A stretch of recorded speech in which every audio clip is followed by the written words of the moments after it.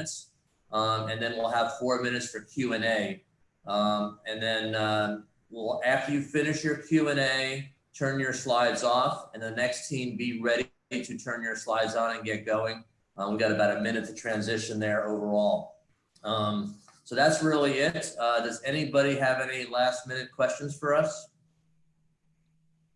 You can just simply turn your, okay, great. We have a copy of your backup of your slides in case anybody has any technical problems. We'll jump in, but hopefully the slide piece will work very well today. So we're gonna go live exactly at 9 o'clock and kick off. This is all being recorded also, just to remind everybody.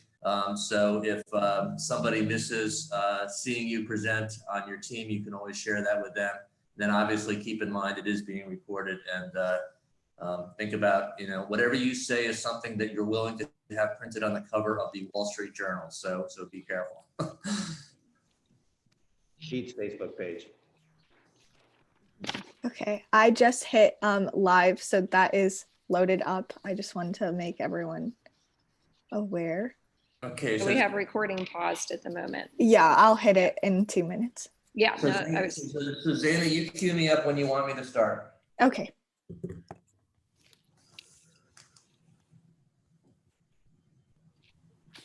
let's do a team check quickly while we have everybody here.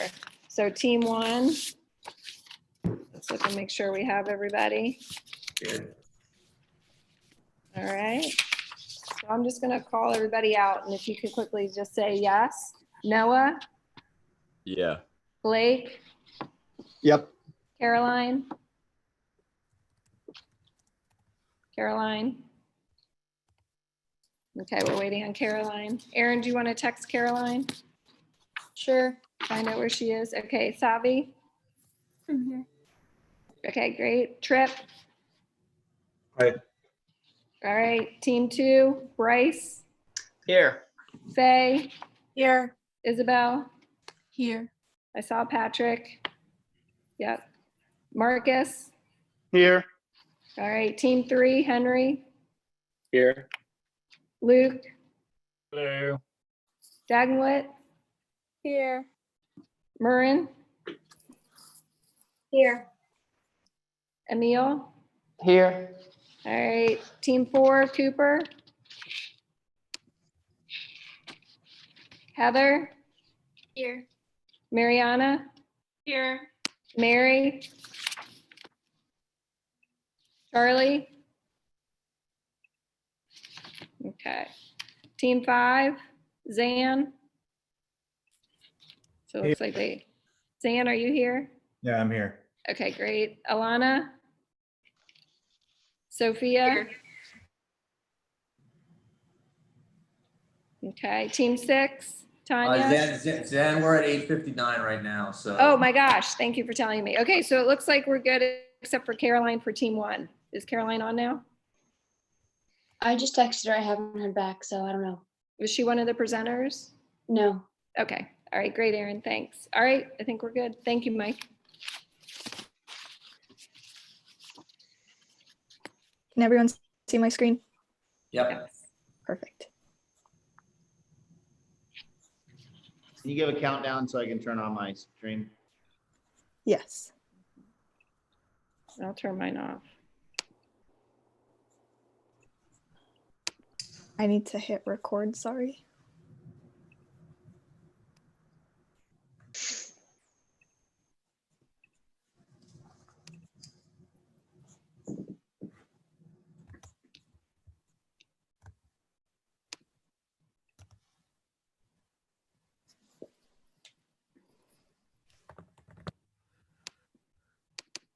(9 a.m.) We're ready to get started. All right, make sure you're inviting people in from the waiting room too. There's people queued there. Oh, thank you. Okay. I was just turning off my notifications. Okay. Okay, well, welcome everybody to the virtual pitch competition from Centrifuge. Entrepreneurs Change the World Summer Program 2020. My name is Mike Halloran, and I will be your MC today. as we go through this great pitch competition and welcome everybody. We've got people both on our Zoom link as well as starting to watch on our YouTube link. Let me give you a little bit of overview of kind of how things are going to work today. So first of all, I want to thank our sponsors. Without our sponsors, this couldn't have happened. P&G Ventures, Kroger, First Financial, KMK, North American Properties, Vora Ventures, and Taft. Thank you very much for your support. This has been an extremely successful program this summer, and this couldn't have happened without you. Secondly, I want to thank our judges. Our judges are a really expert panel that is going to really help provide feedback to our teams. Pete Blackshaw from Centrifuge, Mark Lacker from Miami University, Caitlin Strandberg from Lair Hippo, Michael Millay from Rooted Creative, Amber Collinson from 8451, and Shweta Pai from Organolytics. Thank you all. We appreciate your time and efforts today. Okay, let me give you a little bit of overview. Oh, first of all, YouTube link. This is being broadcast both on Zoom and YouTube. If you want to make sure that your friends and family can see it, this YouTube link is in chat right now. You can paste and share it with them. Obviously, if you're already watching on YouTube, you're all set. And then as a reminder, we are recording it on YouTube also. For those of you watching on YouTube, if you'd like to make comments or suggestions as you watch it on YouTube, you can just make those in the comment fields on the YouTube channel. And for those in the Zoom, which is really our participants, this is where you want to be. So thank you and welcome all. We've got, we anticipate several hundred people on our YouTube channel today. Okay, so the pitch competition. We really had multiple objectives. One is, how do we create a great learning experience for our students? Pitch competitions are a great way to learn about new ventures and how to move things forward.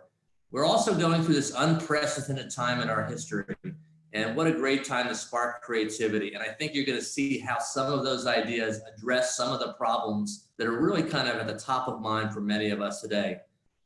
Third is, this is a great opportunity to showcase the strength of Cincinnati and our startup Cincy community. More about that in a second, but we are really buzzing here in Cincinnati with startup and innovation.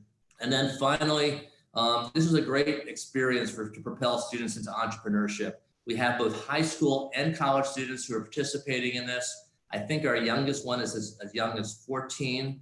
And so it's a great opportunity to learn about entrepreneurship.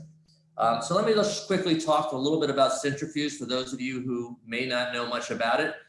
Centrifuge is kind of the eco center of Cincinnati's startup community. We really are made up of three combinations of startups, funding, and big co's. Within the startup community, we have entrepreneurs. There's over hundreds of startups in Cincinnati. We've got mentors, subject matter experts, suppliers, lawyers, accountants who really help our startup community. We've got a great group of investors who are both local as well as outside of Cincinnati. And we have the opportunity to invest in our startups. And then finally, some great relationships with big co's, large corporations in the Cincinnati area. We are now the #1 hub in the Midwest and one of the top innovation hubs in the nation. Cincinnati is really growing very well. So if you want to learn more about Centrifuge, please go to centrifuge.com. Just as background here, the pitch competition training took place over the last 5 weeks. We spent about 90 minutes every Monday. We started by helping the students identify problems, showing them how to actually do ideation, solve those problems. Business model canvas was a way to kind of map out the business model for their businesses. They've been building a pitch deck, and then we actually practiced the pitches and gave them some last minute tips. So today's the final culmination day. There's been a lot of work by a lot of students here, and I think they're all very excited to get into this. So how does this work today? So the first piece is the format. So each team is going to have 5 minutes to pitch, followed by a 4-minute Q&A section from our judges, and then 1-minute transition. So we have 10 minutes allocated for each team. We have 14 teams today, and there's anywhere from 3 to 6 students each, and they have been also helped by a mentor. And just for some numbers here, we had 100 participants in this program this summer, and it also included a great speaker series. 63 of them are here today to help on the pitch contest. 50% of them are from college, 50% from high school. We have about 65% male, 35% female, and over 50% is a diversified. So this is a great opportunity to really pull our youth into entrepreneurship and give them opportunities to move things forward. For our judging criteria, there's really 5 categories. How well did the team identify a problem? How well was their solution against that problem?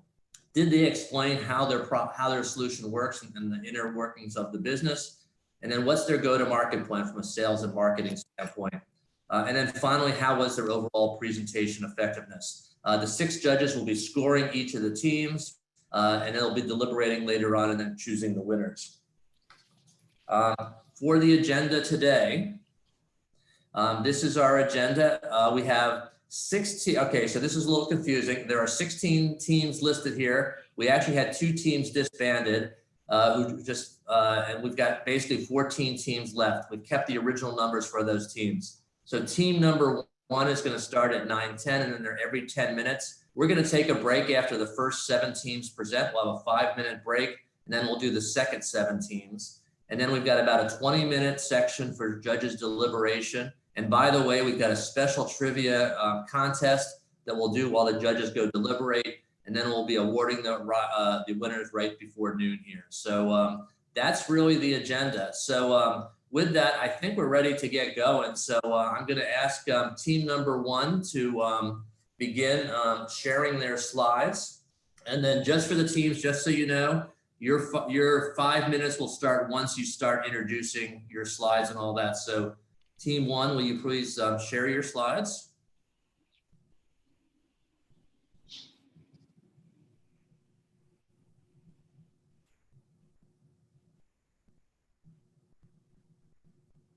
Go into full presentation mode, please.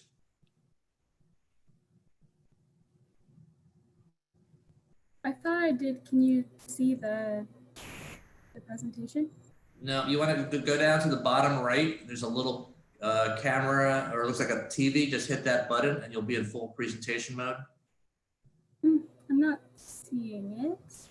Bottom right of your slide, it looks like a little TV camera or TV set next to the 122% on your piece. So it's down here? It's down the bottom right of your slide, yes. Just hit Yeah. that little icon. There is nothing down there. Don't know. What are you seeing? Okay, well let's Sabi, you may want to screen share and kind of go back and click on the actual presenting mode, because what we're just seeing the PowerPoint without it being presented. Okay. So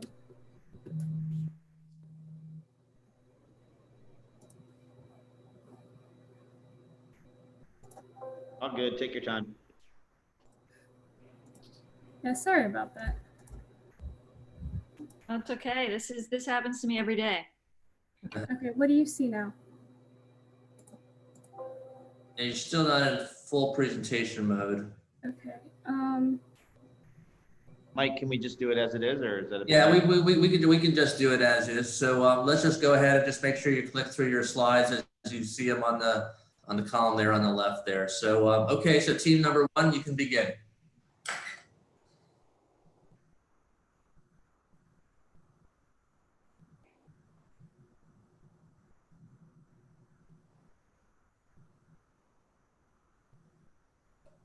If you're starting, you're on mute. Or Noah, make sure you guys unmute before you start. So go ahead and start again. Good morning.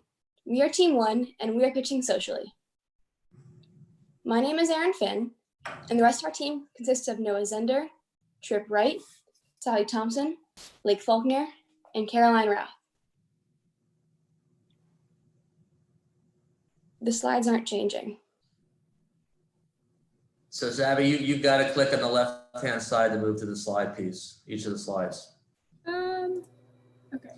Hey, Zaina, do you want to take over? Do you have this as backup? Yeah.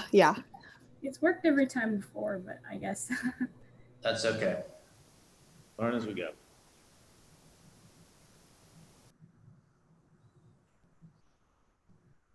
Okay. It's just loading up.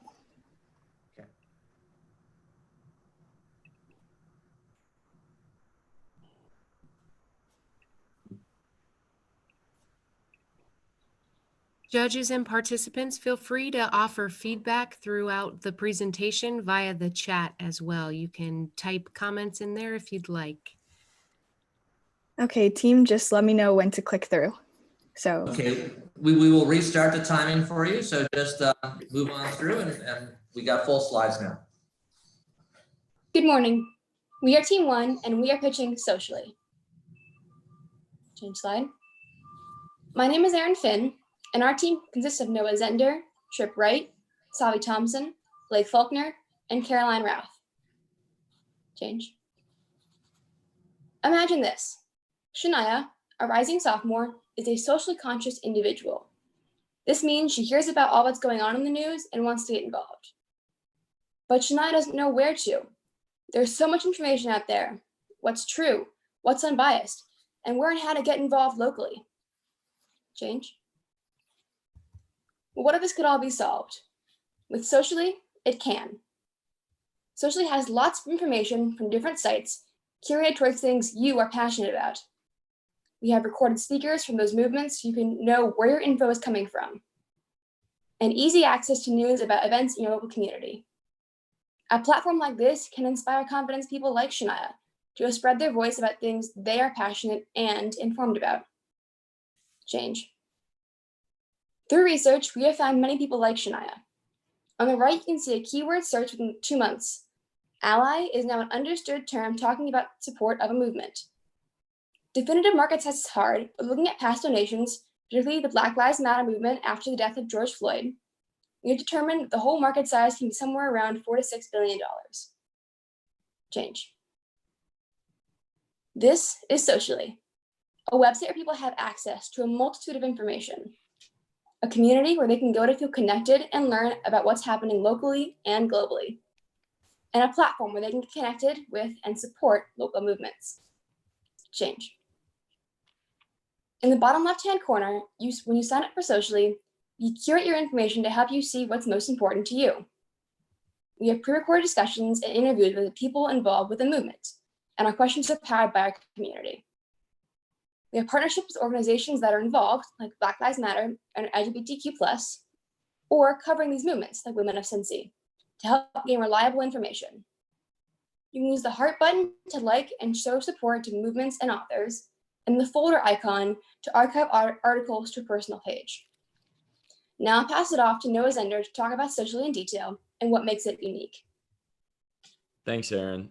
So what makes Socially different from what's currently out there? Well, we bring credible speakers that are involved in the movement to create original content that isn't available on any other platform. This content allows us to answer questions from the community as well as give various groups spotlights to gain more support. The content that we put out on our platform is curated just for you, so you can see anything that you're interested in.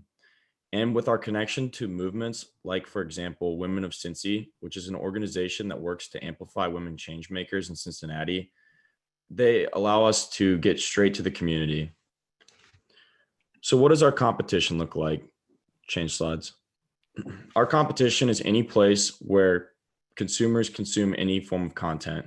So for example, social media, which isn't always the most credible place because anyone can post anything, and traditional media, which usually carries a narrative behind it. We hope to direct some of the traffic that these outlets gain towards our site. Next slide. So through our marketing and sales plan, we expect to market our platform through social media ads, as well as get traffic driven to us through our partners. And we plan to have QR stickers, which can be placed around at various events to drive traffic that way as well. We hope to see Socially act as a hub for these organizations to allow them to basically give us more of their viewership. Next slide. So our sales, we expect most of our sales to come from advertisement, with the other part of it coming from affiliate marketing. This is a way that we can kind of give back to our partners and strengthen that relationship, with the smallest percentage of our sales coming from donations. And that's just from people that gain the most value out of our platform. Next slide. With a low cost to operate, Socially expects to break even during year 1 and grow at a rate that's 2 times each year after that, eventually reaching 252,000 by year 3. So what do the next steps look like? We expect our steps to break down into 3 big phases. Phase 0 is more focused on launching and developing, while phase 1 is more focused on growth, and phase 2 is focused on expanding outside the local area. Some of us are interested in moving forward with this idea. If you would like to learn more, please contact us. Thank you. I hope you have a great day.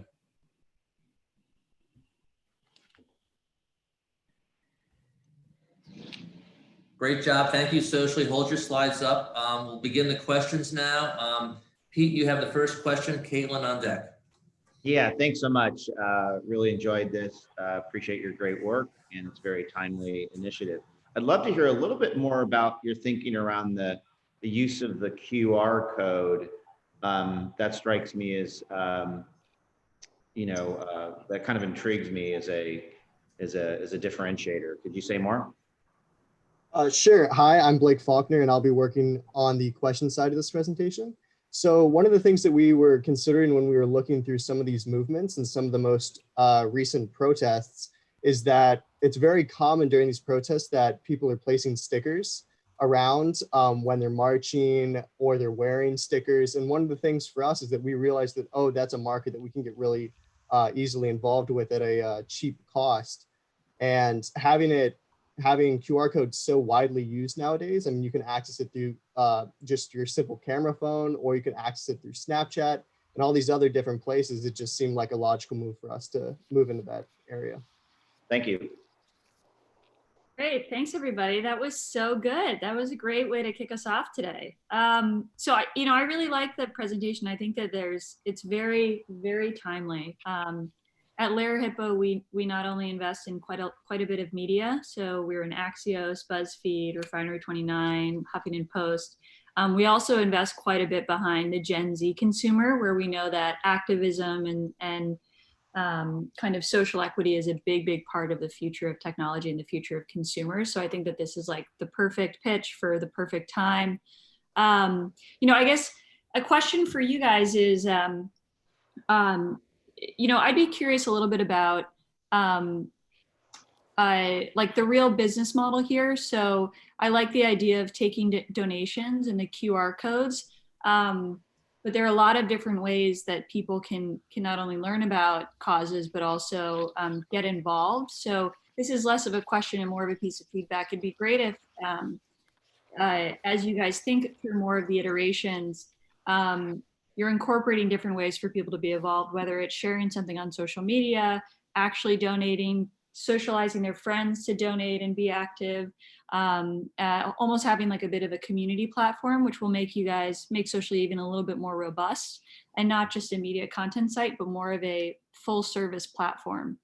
But outside, I guess one more thing too, you said a great number early on. You said it was a $4 to $6 billion market. I'd love to learn a little bit more about that market and how you think of that, because that's a really exciting number, especially for investors. Yeah, so one of the ways that we came about that original market size is obviously there's no figures for how much of a market size BLM is. So we actually pieced that number together through looking through all of recent donation and marketing information from BLM and from some larger LGBTQ movements. And we kind of just pieced those donation figures together to come up with that figure. And we actually would estimate that figure is a lot larger. We took a much more conservative figure when we put that on the slides. And also that's a domestic figure as well. We estimate that that's roughly 3 times more on an international scale, because we also have an interest in moving into working with some of the more refugee-based movements and providing a social platform for the entire world in the way that we would support international social movements. And also on the donation side, we're looking into processing donations and collecting fees from that as well. So also getting into that market at a later date. So we got one time for one last question from Shweta. Yeah, hi guys. I love the presentation and your name. I love the name of the company. Whoever came up with that is awesome. I just had a question on the competition. I mean, I think this goes to back to what Caitlin was talking about the market, but do you guys know how do people get this information now and what kind of switching costs they'd have to get their content a different way? Yeah, so I can actually talk more on that. So it kind of goes back to the overall way that we actually came about with this idea. So during the George Floyd protests, when you would look on social media, everybody would have posts on their social media about how to get involved more, and some of it would be conflicting with each other. So what we wanted to do is be able to provide a resource where individuals can access information about these movements directly from the movements instead of playing a game of telephone where they're getting different information from different people along the line as it goes through the filters that are in social media, as it goes through the filters that are in the mass media. So what we found is that a lot of people get their information from Google searches, and they get it from whatever media they align with.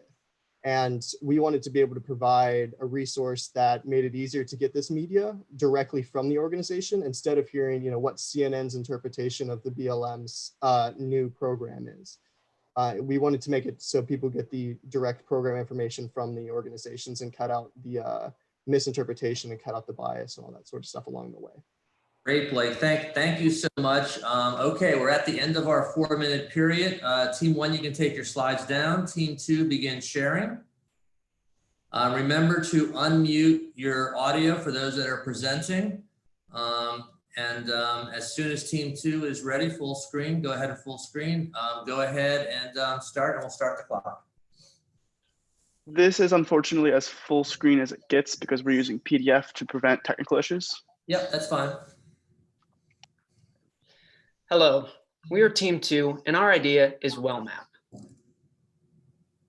Our team consists of myself, the team lead, Faye Kusei, Isabella Lee, Marcus Goodman, Patrick Wells, and our team mentor, Heather Gaynor.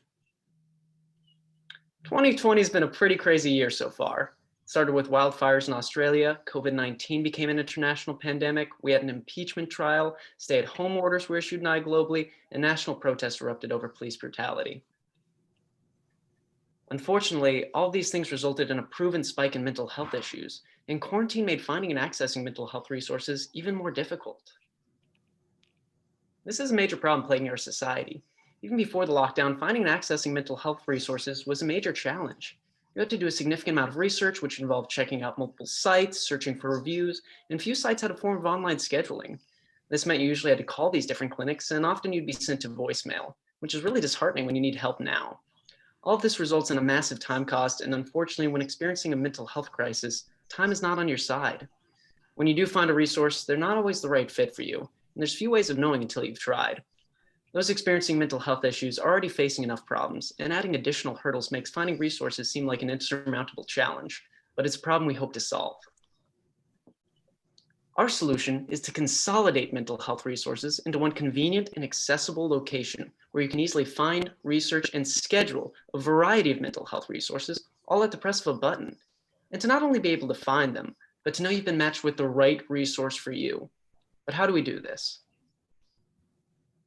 WellMap is a web platform for doing all of these things and allows users to find health now. We have a mapping service that shows users the mental health resources in their area. Our matching quiz helps direct users to the resources that'll be the best fit for them. Our profile system explains the resources and gives users an idea of the methods that'll be used. And our comprehensive rating and review system gives users confidence in the efficacy of their approach by allowing previous users to share their experience. Now, Patrick is going to show you what these services will look like. So here you can see a snapshot of what our platform's matching quiz and map view would look like. The matching quiz tests for patients' preferences, such as therapist age, specialty, and location. And then on the right, the map view shows all health professionals matching those preferences within the preferred radius. And then here you can see what a health professional's profile would look like through our platform. There are the identifying and personal attributes of the health professional, like their methods at the top. And then there's a link to read the professional's past patients' reviews. And then at the bottom, our proprietary and comprehensive rating system which will be available for every health professional. And then of course that book now button that brings up the health professional schedule. So here's a view of what a therapist schedule would look like through our platform. It clearly shows what times the professional has available for varying lengths of appointments. Now, we do have some competitors in this sector. Websites like BetterHelp and Talkspace are offering online therapy, which has expanded during the quarantine. TrueCircle offers a similar service, albeit a more limited one. Our main competitive advantage comes from convenience, more accurate matching, and a scheduling service, which is offered directly from our web platform and allows us to do it better. We also plan to expand into more holistic healthcare by adding nutrition, exercise, and physical health services within our first 2 years of operation. So WellMap's profits come from 3 main sources. First, there's an initial 10% commission on all services booked through our platform. And since the average fee for appointments booked with therapists is around $100, our average profit is between $8 and $15. This, of course, decreases as a user books more and more appointments through our platform. Secondly, there are sponsorships that our member organizations can pay for to have their services more prominently advertised and featured on our platform. These are only for the most loyal and highest quality providers, though.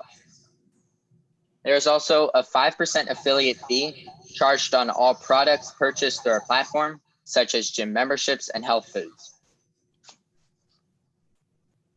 So here you can see our expected revenue growth in the first several years after launch.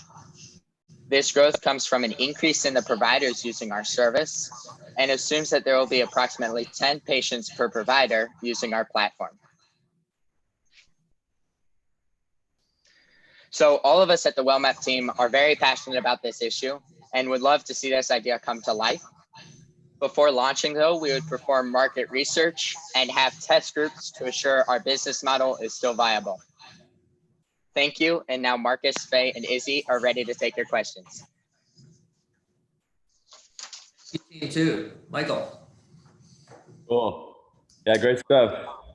This is actually pretty relevant for me because I actually tried to go to a doctor recently and drove 45 minutes and the place ended up being closed. So it was a great time. Yeah, I think I had a couple questions. I think the biggest one, just to start off, is obviously like a big thing is educating users on like functionality of the platform. You know, is there any sort of onboarding process you guys have with these doctors who may not be as tech savvy as, you know, somebody else? You know, what's the onboarding process looks like for them, and how are you educating them on, you know, how to implement their schedules, how to keep them up to date in real time, et cetera? Well, we are planning to put tutorials on how to use this online resource. And of course, anyone can contact us using either email or even a call. And basically the functionality is that this will be as easy, hopefully, as Google Slides, and everything can be done with a few clicks of a button. Cool. I think I'm up for the next question. Good job, you guys. I think your idea is very well timed. I think that it's a very relevant issue right now. So I commend you for coming up with a solution for a relevant problem. My question is around competitors. So you flashed a slide with a few competitors on it. And I was wondering if you could just elaborate a little more on why your service will be different than that of your competitors and why it will be more effective.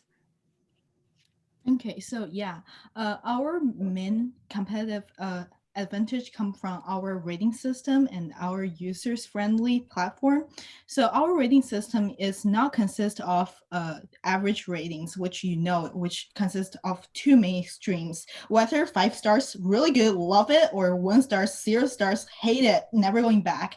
We really want to have all different kinds of ratings and reviews, including like, yes, this therapist is this for me, and we do realize different people has different needs, so we want to incorporate that into our platform to give a more perspective to our users. And second, we are trying to incorporate not only mental health resources but also physical health and nutrition likewise to all of our platform, so you don't need to open like 3 apps trying to do physical exercise and then going to health resources. Perfect. Thank you.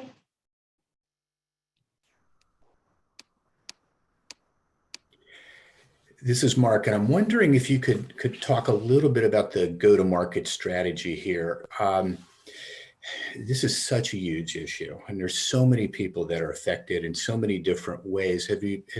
What consideration might you have given to the availability of healthcare professionals and how that would affect go-to-market strategy and timing? So our main go-to-market is no, he's not. Our main go-to-market is that we want to. Sorry.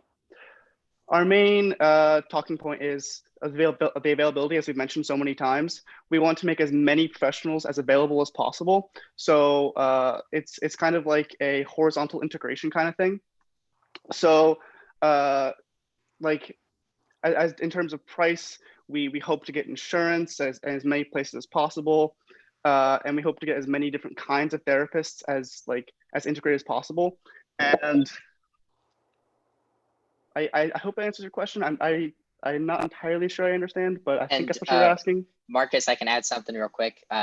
Our main networking and sort of building idea is that we'll really have boots on the ground and go around the greater Cincinnati region to start and really network and get to know these health professionals very well so that we can hopefully encourage them to use this service, and that will then kind of blossom into having the whole community. Yeah, if I might add to that, you kind of took away my question there, but yeah, as a bit of advice, I think I wouldn't underestimate the power of the local health ecosystem here. It's passionately committed to this area, from Children's to Mercy, and they might get really excited about giving you a head start. So I would encourage you to really think about how you can maybe scale this up a lot faster through local relationships, maybe even co-investment. I do think the moment to strike is now on this particular model. I would actually try to dial up your forecasted revenue early on, kind of go big or go home. It's a very timely opportunity. Great, thank you. Thank you, team number 2. Okay, you can stop sharing. Team number 3. Thank you for having us. Begin sharing your slides.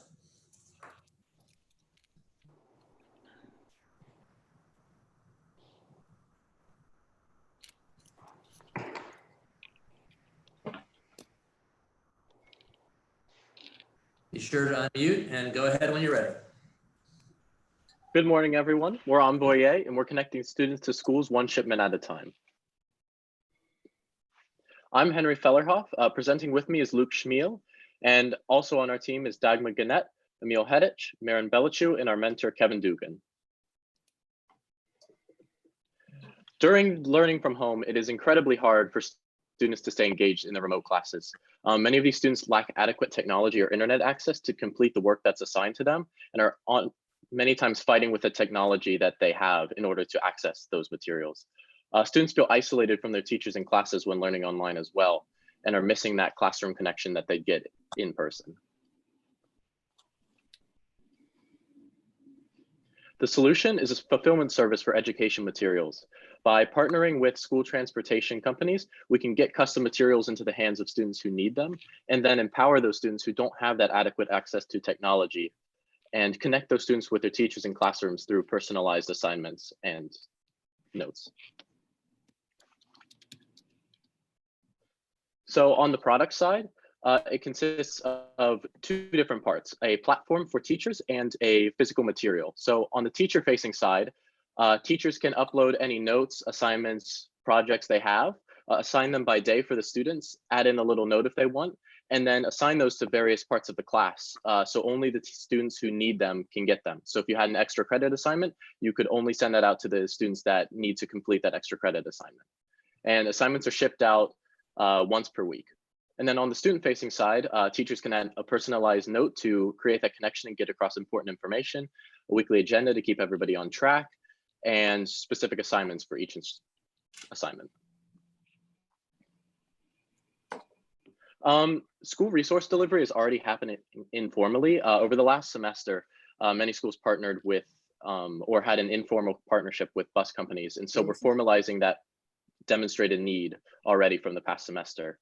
Cincinnati is a great place to make this happen as well. It's home to First Student, which is the nation's largest school transportation contractor.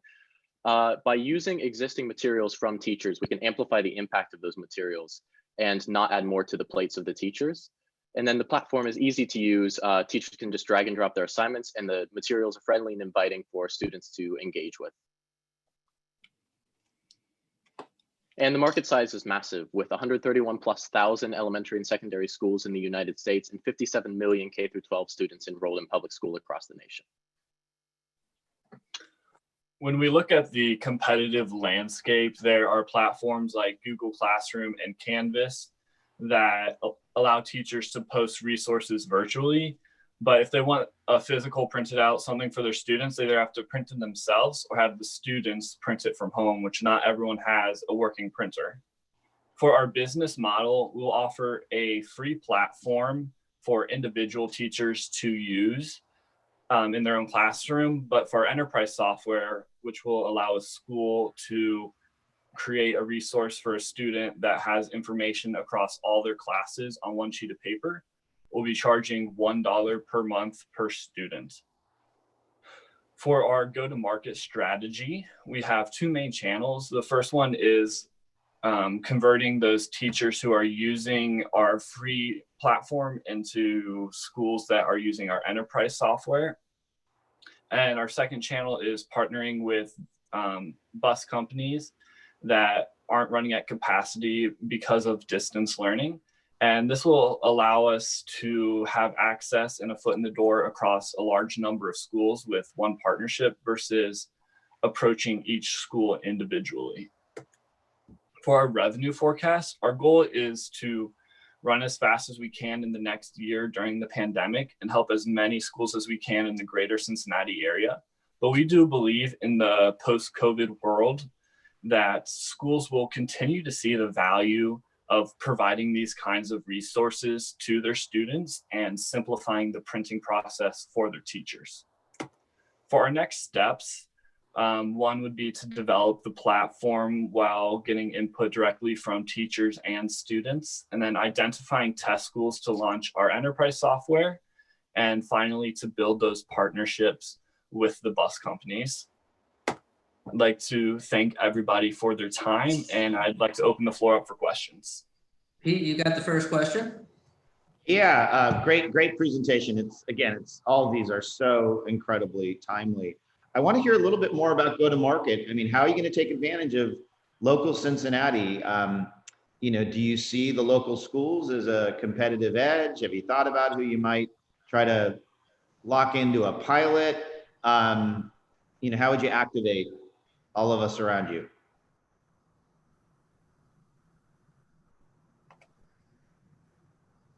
Quite a few schools here, public, private. I mean, again, we mentioned earlier, one of our greatest strengths is that by being able to partner with a lot of the bus companies, we can reach so many of those schools. And in the greater Cincinnati area, I think it's something like maybe 150 school districts or something like that. It's a massive amount. And so by being able to focus in on both those schools and partnerships locally, you can kind of come at it from two sides, and you can both get the teachers of those schools on board and get them really loving the software, while at the same time saying, hey, schools, we have this partnership with a bus company that can make delivering these materials seamless for you. And so you get an immense amount of value out of this one like enterprise software that's a fraction of the cost of a lot of the other things that they're paying for.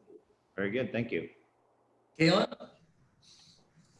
Yeah, so I think this is really interesting. Again, all these presentations are awesome. We've looked quite a bit at the EdTech space, particularly in learning management systems and the software side of things for teachers. And one problem that teachers have are there's so many different things that they can use, sometimes that they can bring into the classroom and sometimes that another teacher recommends or is pushed down from a district. How do you think about differentiating and getting to be part of a teacher's routine? Well, so this is actually one of the biggest things that we talked about, because the education space is so difficult to break into and to make a change, because a lot of times you have some very established key players. Part of our goal with Envoyer is to allow the minimal amount of work for teachers so that this isn't just some extra thing that they have to manage and upload things to and get bogged down by all of that, where they can literally just take the materials that they have, add a layer of personalization, and then they're good to go. Like, they can take the materials that they've already had and they can just get those distributed, and the weight's off the backs of the teachers to get these materials in front of students where they can have a much higher chance of success of actually completing them. Okay,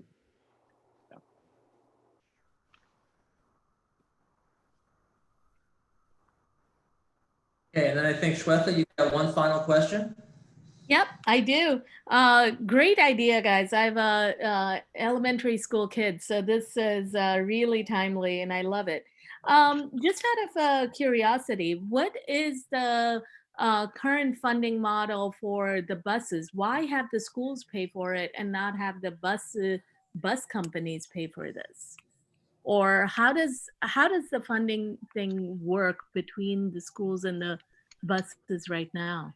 Bus companies, transportation companies. Do you guys know? Luke, do you want to take that question? Yeah, so I'm pretty sure like the schools pay the buses, but when the buses weren't running, then the buses weren't getting paid and they had all this overhead. And some of those companies like went to the schools and they said, is there anything we can do to help like keep running at some capacity? So this was kind of already happening informally.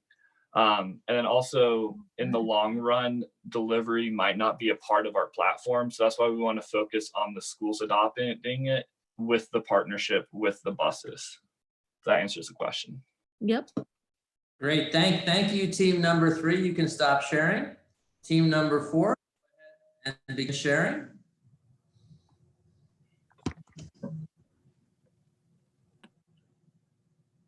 Michael, you'll have the first question in this one. Team number 4, you can start sharing.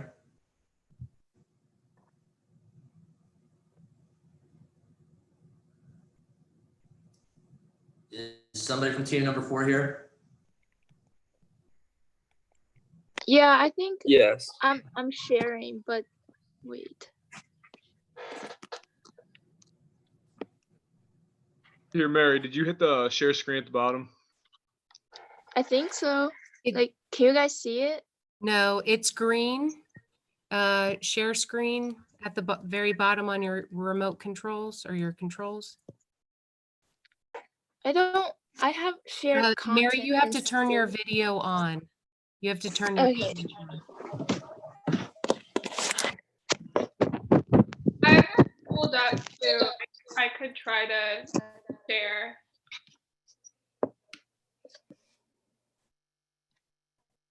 You guys are all doing great. Don't worry about it. Doing good. Startup training, adapt, iterate.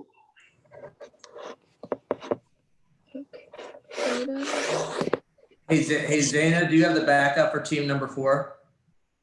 Yes, I do. And then Mariana, did you say you also have it too? Yeah, I'm trying to get it now.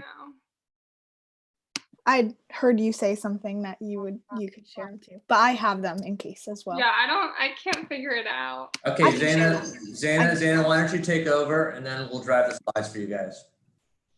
All right, team, just let me know when to switch sides.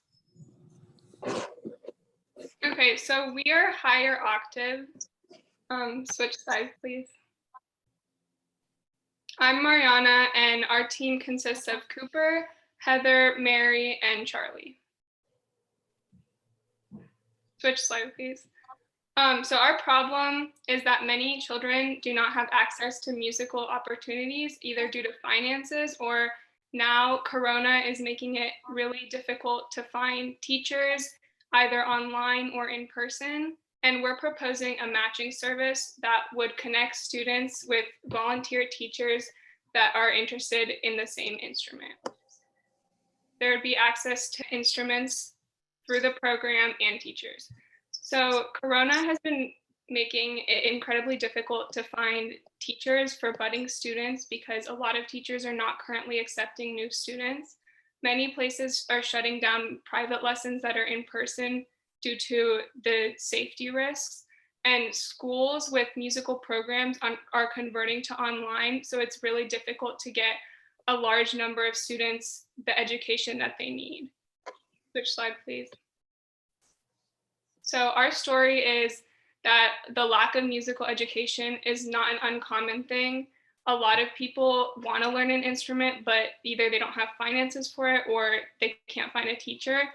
And we're looking to start Higher Octave to help better the community. Switch slide, please. So this idea all came when a 5th grader in Wyoming was interested in learning piano during the pandemic.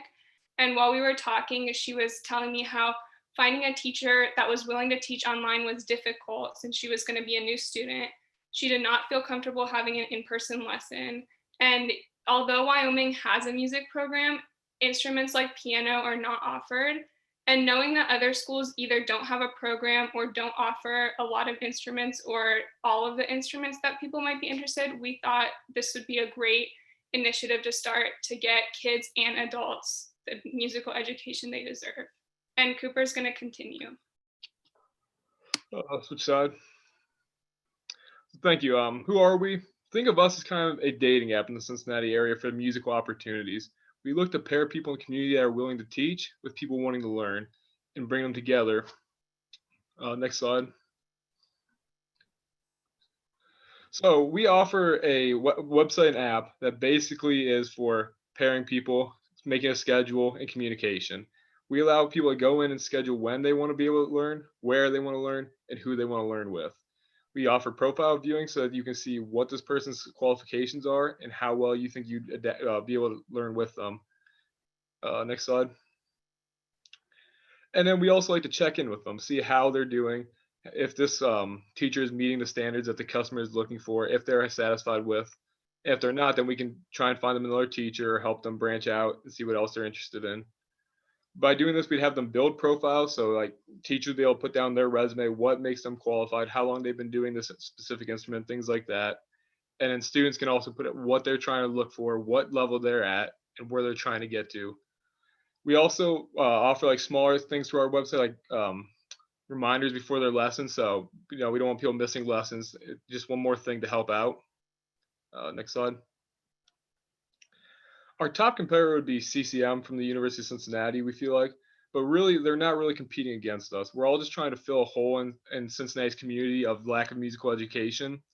And we feel like we do a different product we're bringing the community together, not just a centralized location. We're trying to better the community through our app and website, not just through one location. All right, next slide.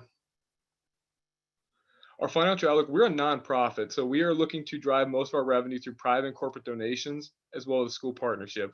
We're trying to cover our costs for maintaining and building our website as well as marketing. So through private and corporate donations, we want to partner and be able to get resources in the community. And then through schools, that's where we're trying to drive our marketing. Reach out to different schools that don't have programs and say, hey, if you have students, we have an app for them that could possibly help them and get our name out there to as many students as possible.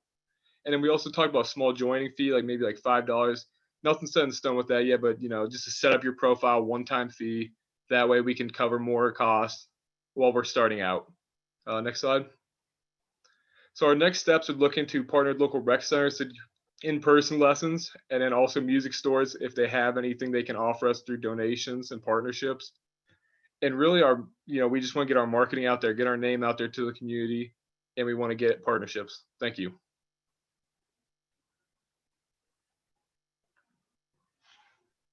Cool. Great stuff. I have a few questions, but I think we have time for one.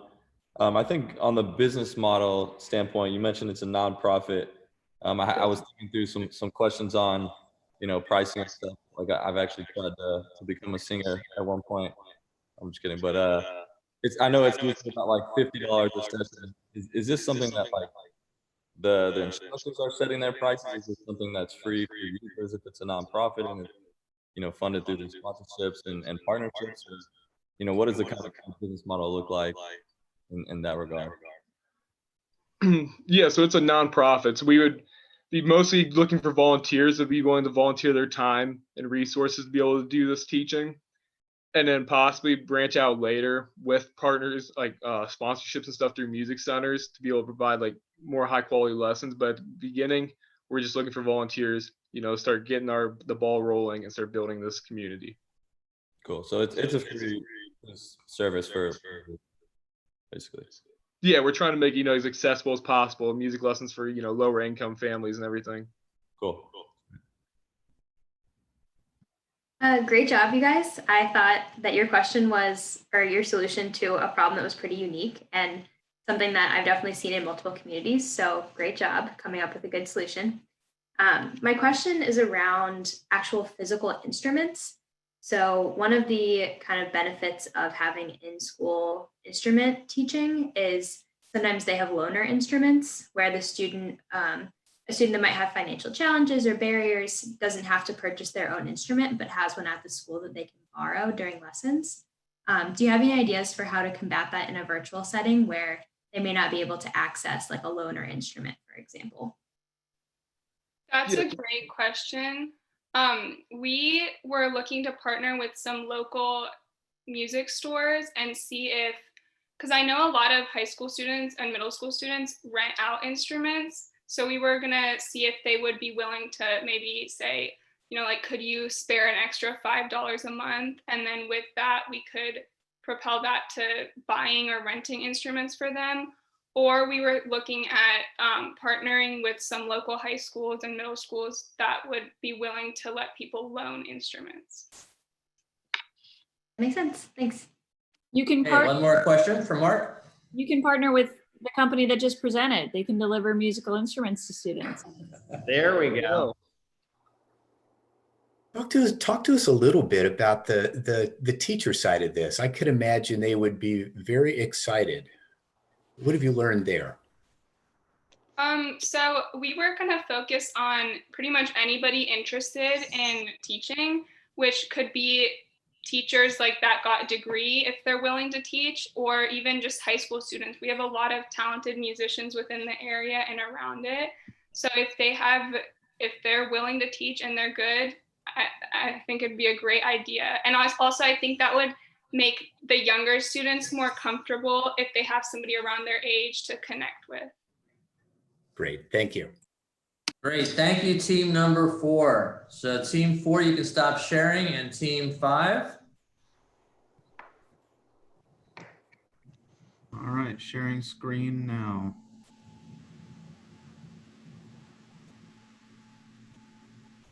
And go to presentation mode. Yep.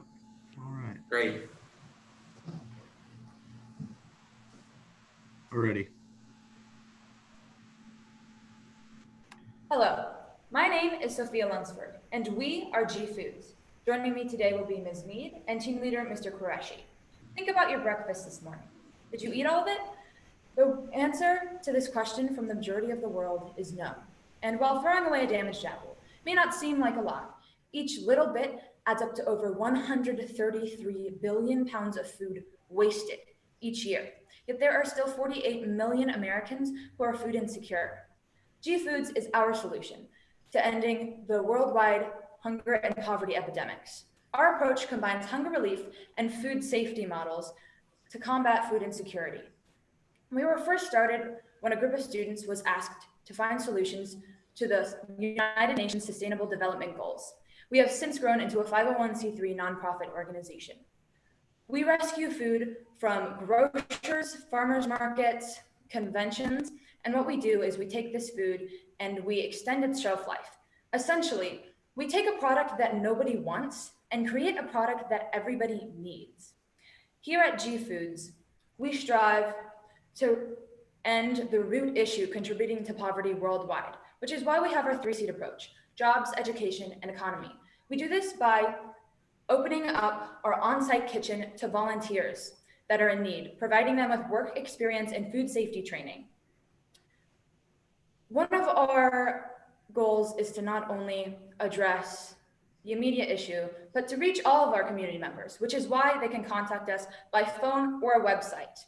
We also have drive-by distributions and partner with other organizations. Our goal is to not only create and solve the immediate issue, but to reach out and create a lasting change, which is why we have partnerships with environmental organizations, which is how we foster sustainability. G Foods is providing an innovative spin on the otherwise old food bank. Your traditional food pantry provides its recipients with non-perishable prepackaged items. However, G Foods is working to change this. We provide our recipients with fresh and nutritious foods. G Foods is a choice pantry, meaning our recipients are able to come in and choose the food they want to receive, instilling dignity and freedom. As students, we are fostering empathy and generosity for the generations to continue. We work to solve food insecurity at its source through a 3-seed approach. Developing connections and partners is crucial for a successful organization. G Foods has partnered with dozens of organizations, both on the corporation and restaurant end, to churches and outreach organizations on our distribution end. G Foods has been able to share our platform every day. We have participated in over 50 speaking engagements, ranging from education conferences to presenting at the United Nations. And we have also received multiple recognitions from local news sources, both on the local and global end. Through these engagements, we have been able to open numerous doors for our organization, including interest from local community members and schools wanting to support our organization. To fund G Foods, we look to 3 main revenue sources: grants, competitions, and fundraisers. In partnership with the American Dairy Association, we have opened a coffee bar in our high school to not only provide an additional income stream for our organization, but to solve the 60% of students who do not eat breakfast daily. To date, G Foods has rescued over 350,000 pounds of food. We have served over 290,000 meals to 10,000 families across the state lines. These are some of the stories of the lives we have changed. Hearing their stories has transformed their perspective of the issues at hand. Knowing that as high school students, we are able to change someone's life is inspiring and motivates us to continue our work as an organization. Next steps for our organization include developing a mobile market project, which will allow us to provide fresh produce to food deserts in our area. Due to the pandemic, the issue of food insecurity has only increased. And in partnership with Food Rescue US, we have been able to rescue over 30,000 pounds of food weekly and 790 gallons of milk. Although the food rescue movement is still gaining traction, there is still more work to be done.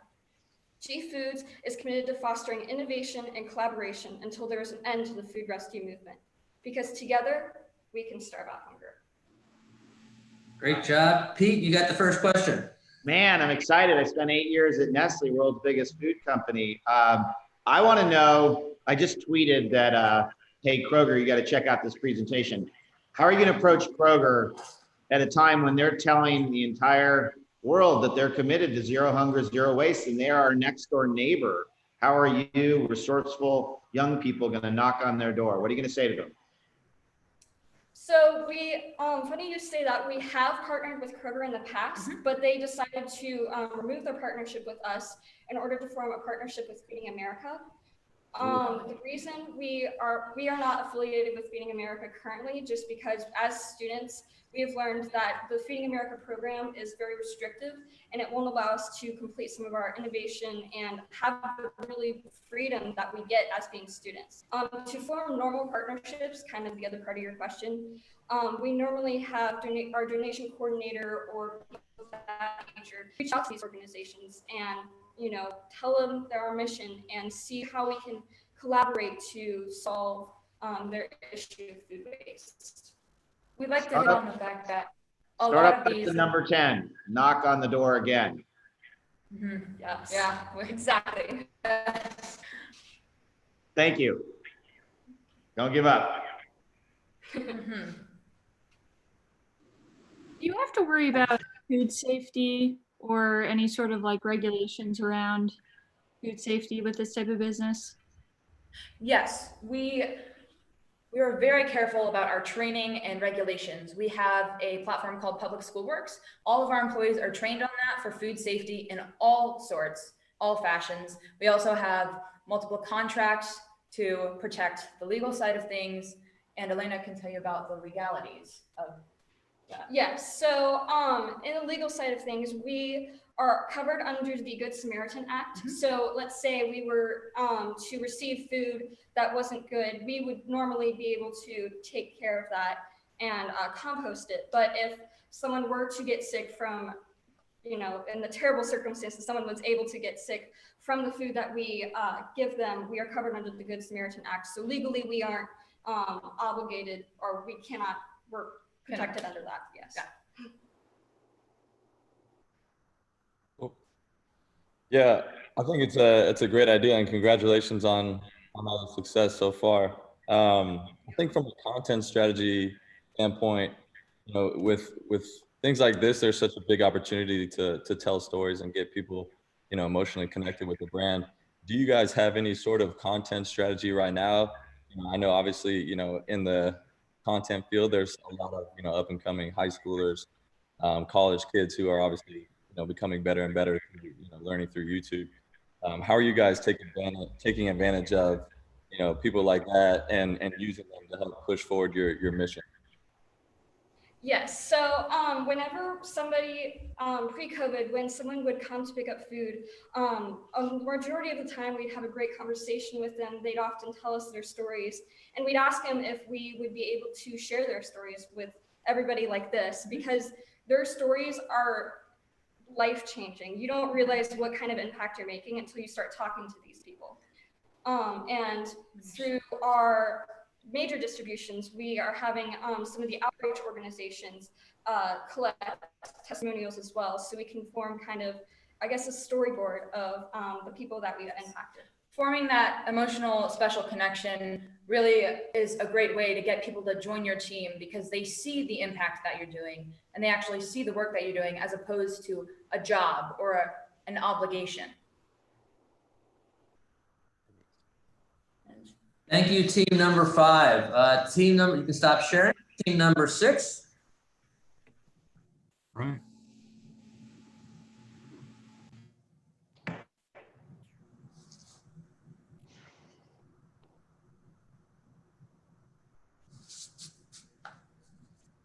Just let me know when I should start. You can go ahead whenever you're ready. Okay, so our project is called UMask, Make Your Perfect Face Mask. Our team consists of myself, Selena Chen, Nicholas Zhang, and Carla Capillo and Zakari Rochelle. So a huge problem that we see today is that many people find masks uncomfortable or unfashionable. Others don't believe that they work, they believe they're ineffective. There's also a peer pressure to not wear masks in public settings when your friends aren't wearing masks. And mask wearing is now a political statement or a political belief. And this is especially common among young people who believe that they are not at risk for the coronavirus. So possible solutions to this problem include a step-by-step customizable and personalizable masks that are fashion forward and comfortable. Also, there can be a social media gamification of this problem in order to promote and encourage others to wear masks at all times. So the market size that we're looking at right now, as we would start in the US, there's about 103 million people that are 0 to 25 years old in the US. And as we would expand, there is a 53% compound annual growth rate of masks internationally from 2020 to 2027. And our target demographic is young people. So our project basically focuses on 4 different pillars. It can be personalized, it can be gamified, it's fashion forward, and it can be customized. So how does it work? Well, when you log on to UMask using the app or website, you first can pick your size. You can see any of these sizes, and then you can also pick the method of attachment for your mask, meaning you can tie it back, you can use ear loops, you can attach it to your glasses, anything like that. It's totally personalizable. Next, it's also fashion forward, because if you are not really sure what you want on your mask, you have the option to just send in a picture of a couple outfits and you can say, hey, can you match the mask to these outfits, and then the UMask will provide masks that match the outfits. It can also be customized because our masks, if you want to send in your own design or your own logo or your own message on the mask, it can be completely done. You just send in what you want to be, what you want to say or what you want it to read, and it can be completely customized, including the method of attachment. And finally, we plan to have a social media page, a social media feed also on our app. So that gives you the chance to post a picture of your mask. And we're also planning on advertising through platforms like TikTok and Instagram. And the top 10 TikToks using our mask, our product, will actually be featured on the social media page and give a chance for that gamification. So this is a competition. Each of these logos represent different field of mask: athletic, fashion, custom design, and one-time use of medical mask. And the key differentiator of our mask is UMask, a mask that is suited to your customization of size, your comfort, your personal touch of fashion and statement, and most of all your safety while protecting others around you. And then our mask and sales plan, our marketing and sales plan, we will partner with well-known influencers and use their platform to reach out to their audience and followers. And we will also have our own social media and advertising team to launch our product gamification, also our mask. And with the different search engines to put out our names into the market as well.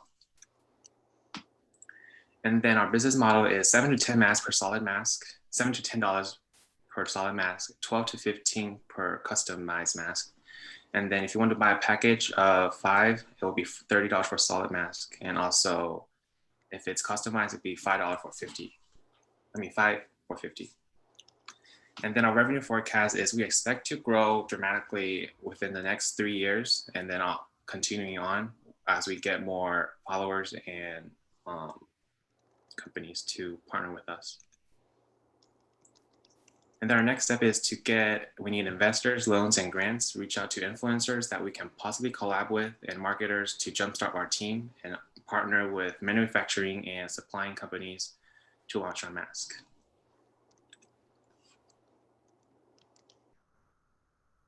Thank you.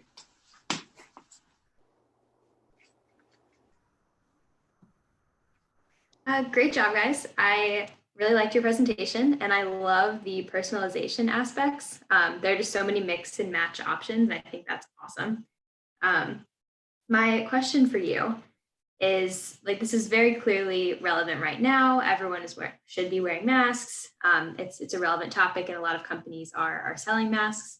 And you mentioned increasing growth in sales over the next several years. What is your plan in a potential theoretical post-pandemic world to keep your business growing and keeping it relevant? So post-pandemic, while it might not be a problem in the US for people to wear masks, we know that internationally there is a huge uptick in places like China and very polluted places as well, like that may have the need for masks and may decide that, you know, we want to go overseas and go international, so that those countries have that customizable aspect. Cool, thank you. So I have a 3-year-old granddaughter, and she would be all over this if she could wear a mask that had a character from the movie Frozen. Have you given any consideration to licensing images or characters and how that might affect your business model? Yeah, actually, we were talking about that. We wanted, like, you know, superheroes or characters or whatever. So as we expand, we're hoping that we would be able to, like, partner with those big companies and be able to get license and like permits to use their characters. Great, thank you. Mm-hmm. How are you guys, by the way, great idea.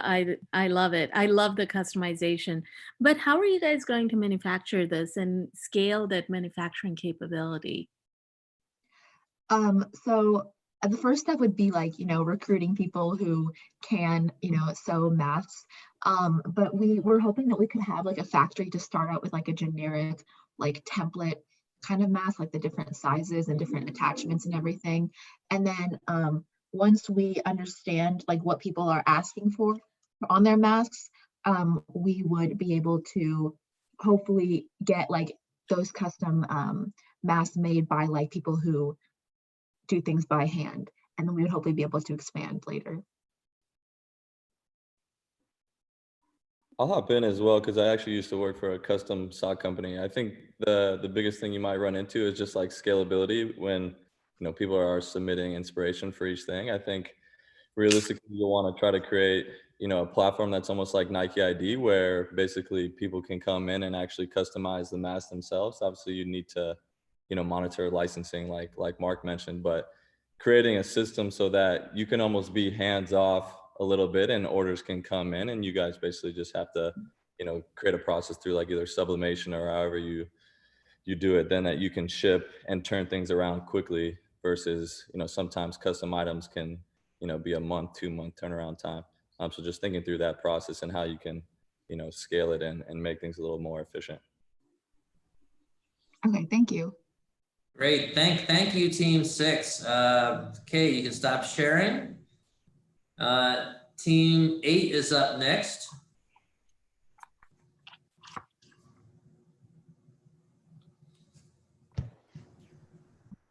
Hello, we're getting on right now. My apologies.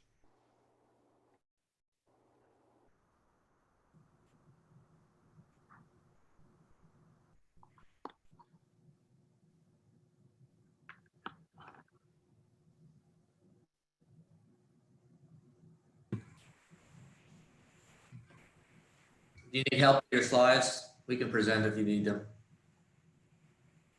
Yeah, I got it up now. Go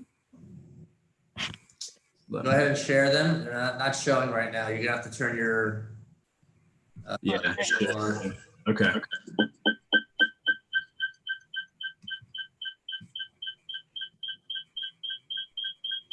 Somebody's got some feedback going on there too.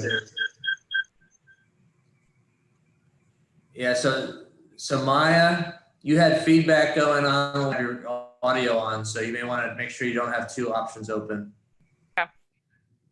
Can you hear me?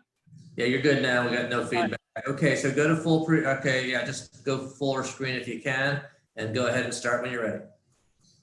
Okay. Let me see if there's a full screen option. If you go down to the bottom right, you just those icons at the bottom right will allow it to go full screen right there. Hit the top one, I believe, will get you there at the bottom with the 4 little dots on it above the plus.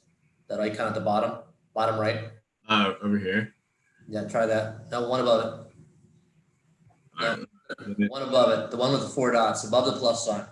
Yeah, it's a move over my. There you go. Okay, awesome. Let me turn my video on. Jeez.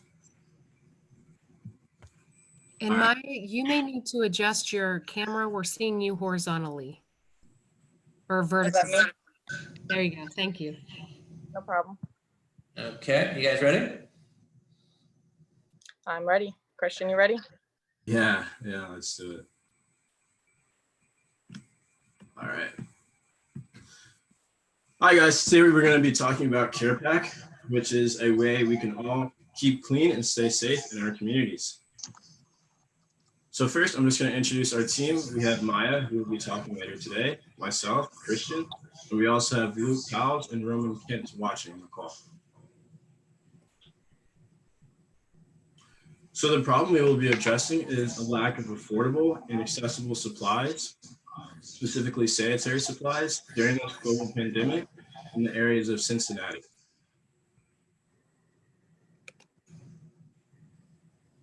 So in our community specifically, we can see that there is a strong presence of people that are either impoverished or homeless.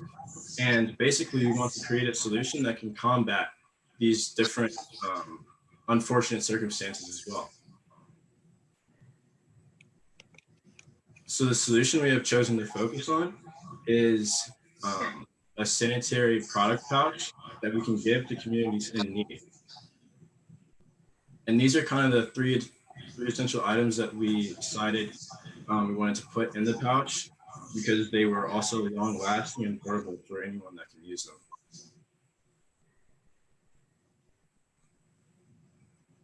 Once again, to reiterate, we want to place these three essential items that you saw in a pouch that people can carry with them anywhere, whether it's in their car, or to the grocery store, or whether it's in a purse or backpack. Basically, we want them to be able to use these products wherever they go at any time they please. So next we have Maya, who is going to be going over our manufacturers. Hello, everyone.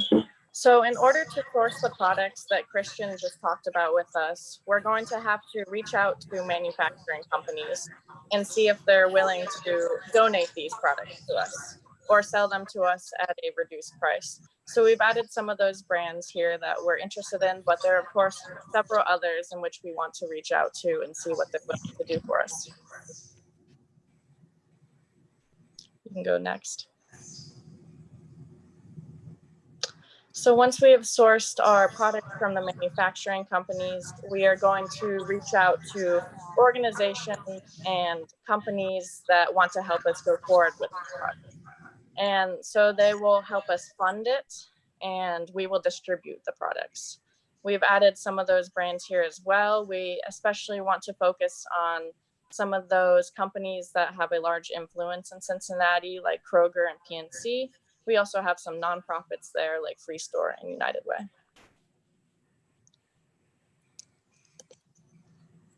So as a way to distribute these products, we will hold pop-up events at various locations. We have added some of those here, but there are of course several others that we could reach. Our main focus is to reach those populations that are being underserved. And so when thinking about our target price, we are hoping to get it at almost nothing. Since we are relying on donations and volunteers and sponsorship, the only expenses that we have to think about are our inventory, warehousing, and delivery of the product, which will hopefully be covered by those funds that are given to us by companies. And so here is sort of a brief overview of what we just talked about and how CarePack works. We are nonprofit organizations. Our products are donated to us and then we distribute them to communities. And so we really believe in this idea and we would love some feedback and some people to help us move it forward. Thank you for listening. Awesome. Thanks, guys. Pete, you are up.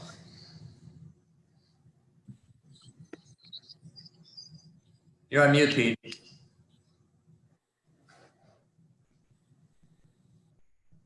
Pete, you're on mute.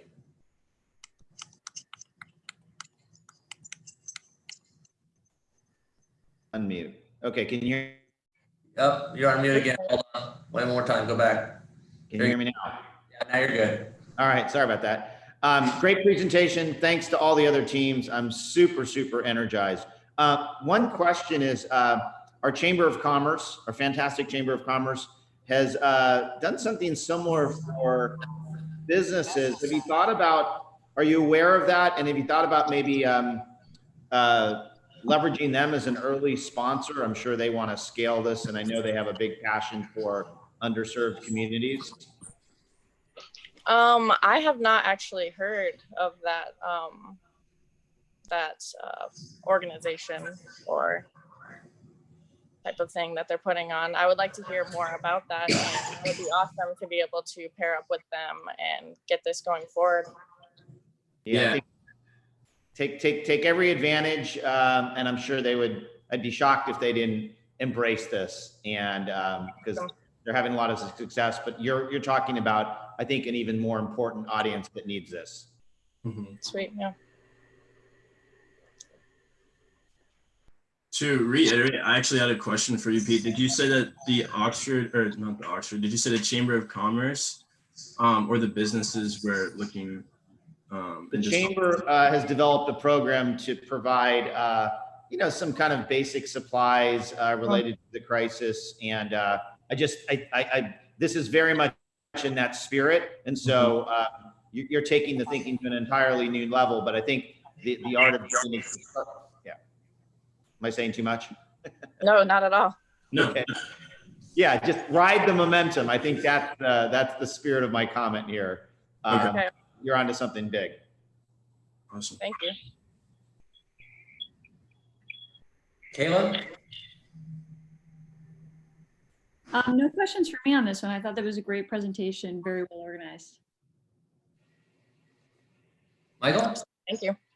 Yeah, I can just build off of what Pete said, because we got that startup kit. They basically just gave you like a bunch of hand sanitizer, like a couple big packs of masks.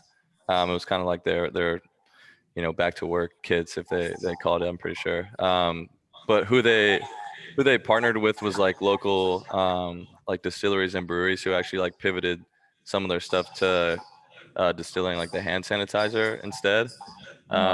So I would look to potentially partner with some people like that, because they were giving it away for free. So yeah, just looking to partner, with people like them locally, and like Pete said, the Chamber of Commerce, they held like a big thing on it, so they would definitely be a great person to reach out to. Awesome. Thank you. Amber? I don't know if I have any questions. I just thought you guys did a really great job, and I kind of echo what Michael and Pete were talking about of really reaching out for those donors and finding those in the community that are maybe already kind of into this idea and working on it to partner with them and take it a little further. So good job. Sweet. Thank you. Awesome. Thank you. Mark? To echo what Michael said earlier, the businesses might be really interesting for you. They're already doing back to work kits for their employees. They may be willing to do some more of these and have their employees go to market to deliver to the folks that may not be served. Cool. Okay. Yeah, that's definitely something to think about. Shweta, anything else? Yeah, just have you guys spoken to a lot of these organizations? How willing are they to give you access to their materials and donate the stuff? How easy is it to get that donation? That's something that we're still figuring out a little bit. So once we get this project going forward, I think that we'll have a little bit more information on that side. But so far, we think that it will be possible, considering what we've looked into. Yeah, I think our goal, at least in kind of just searching for manufacturers, was just looking for the right product, and then we'll probably develop some like reaching out strategies. Okay, great. Thank you, team number 8. So everybody, we've just gone through the first 7 presentations. We do have a scheduled break here, which is probably important. So it's a great time to run to the restroom. It's going to be a quick break. We've got 5 minutes. So I've got 10:24 right now. So we'll get going at 10:29. So please be back in 5 minutes. And the next team, you can go ahead and be prepared. So team number 9 will be starting at 10:29. Thank you, and be back here in 5 minutes.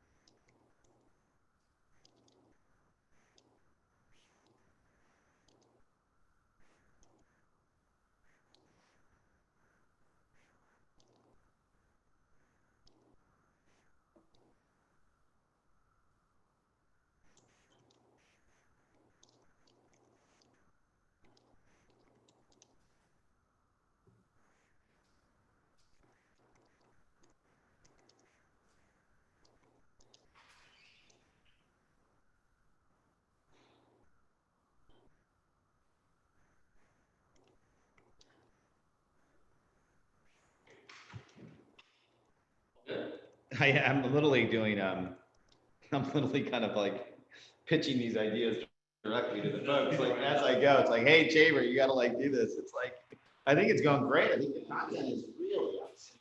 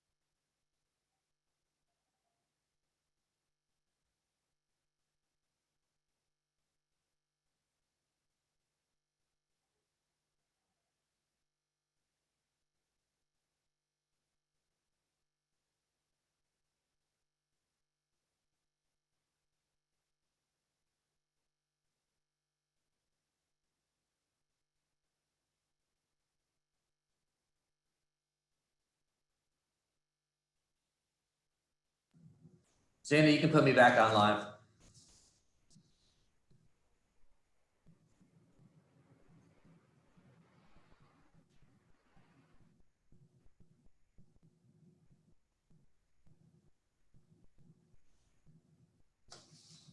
Zana, you there?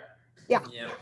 Can you email me the deck? I've been tweeting some of this, but I need a clean image of the logo for the virtual pitch competition. Yes, I will send it to you. Send me the PDF of your deck. Okay, sounds good. Thanks so much to all the judges. I was just telling Mike how thrilled I've been so far with all of this. It's got my head spinning on how we take this to the next level. So, Team 9, go ahead and put your title slide up. I'll give you the cue to get started. Hold off for a second here. I just want to make sure we've got all of our judges back. Yeah. Can you hear and see that? Yep, you're fine. That's great. You guys look good.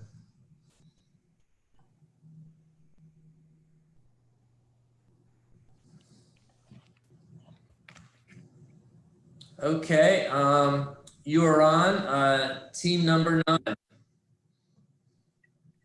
You guys hear me? David, not well. What about now? I guess I'll just speak up. Can you hear me? Yes, that's better. Nice and loud, David. Your audio is really low. Okay. All right. I'll start screaming. No, I'm just kidding. All right. So we good to go? Go. You got it. All right. Hi. We are Team 9, and we are pitching the idea of Cleaner Rovers, the Orca Piranha. Okay. Team 9 is made up of myself, Michael, Brenda, Avanish, and Veronica. Oceanic plastic pollution is one of the largest issues we deal with today. It is estimated that there are 150 million metric tons of plastic currently floating in our oceans right now. Every single year, 11 million metric tons enters our oceans. That alone is the equivalent to the weight of 32 Empire State Buildings. Now, as of recent, the amount of plastic waste has increased over 30% in the last year, strictly due to the surplus of PPE equipment. Most of the plastic that's in the ocean, though, is located thousands of miles off the coast, so it's not really something many of us see. But because of currents and storms, much of the plastic will end up in marinas and harbors around the US and Canada. Due to this problem, much marine life, like fish, are affected and end up dying off and drifting into these marinas as well.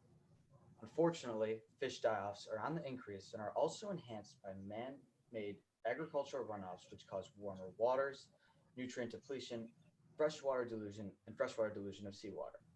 The number of fish affected by this is nearly impossible to estimate. So, through our research and customer discovery interviews, we had come up with an idea to create an autonomous marine vessel that will remove trash, dead marine life, and natural debris like sticks and seaweed. And that's why we created the Orca Piranha, or the Ocean Rover Cleaning Apparatus for marinas. And the way that it works is it uses our dual stacked conveyor belt system to smash trash together and pull it up and dump it into the collection bin. The collection bin can easily be removed and has the capability of holding up to 450 pounds of waste per trip. All of the electrical components are stored within the pontoons of the machine, and the machine is 4 foot long or 5 foot long by 4 foot wide. Our target market for this is the US marina industry, which makes up over 12,000 marinas, and the environmental technologies and goods services market that has skyrocketed to over $1 trillion. With the US marina industry, the total addressable market is $5 billion, and $3.8 billion of that $5 billion is coastal marinas. If we can get 10% of that, that gives us a $380 million obtainable market. And as I'm sure you're wondering, there is competition in this already. People like 4Ocean and Seabin have products that link to the dock at different marinas, but they're known to create more jobs for customers, break easily, and miss a lot of the trash that they are supposed to collect. They only have a 3 to 4 foot range, and the Waste Shark is most closely related to the Orca Piranha because it is an autonomous vessel that skims for trash. However, the Orca beats it out in the amount that can be collected. It has not broken entry into the US market, and the Waste Shark is way outside of the customer price range. So our market and sales plan is to attend trade shows for marinas, give customers the option to trial before making the purchasing decision, sell directly through our website, partner up with distributors, and partner up with clean marina programs for different industries. And to maintain these customers, we plan on providing them service and maintenance, logistical service, operation consulting if there's any confusion on how the product works, and warranties for any repairs or breaks that need to be fixed. Our business model for revenues is heavily based on unit sales with renewable revenues listed below. and our costs are heavily based on manufacturing and product development. So these are our financial projections when we are selling the product at around $15,000, as well as bringing revenue in from renewable sales and other costs. We are expecting our number of customers to increase by tenfold over the next 4 years. As for our timeline, our prototype 1 design will be finished by August 1st of 2020 and will be ready for fabrication by October 1st.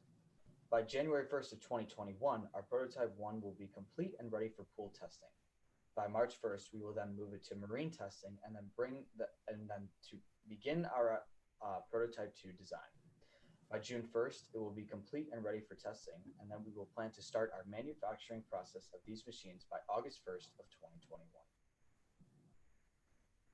That's all. All right, Pete. Can you hear me now? Yes. Hear you now. All right. So here's the deal. Every CEO in the world is telling Wall Street that they're going to do something about plastics. We've heard it locally from Kroger. We heard it from P&G. Even my former employer, Nestle, has bet big on this solution. How are you going to approach them and say, we're part of the story to help you get solutions?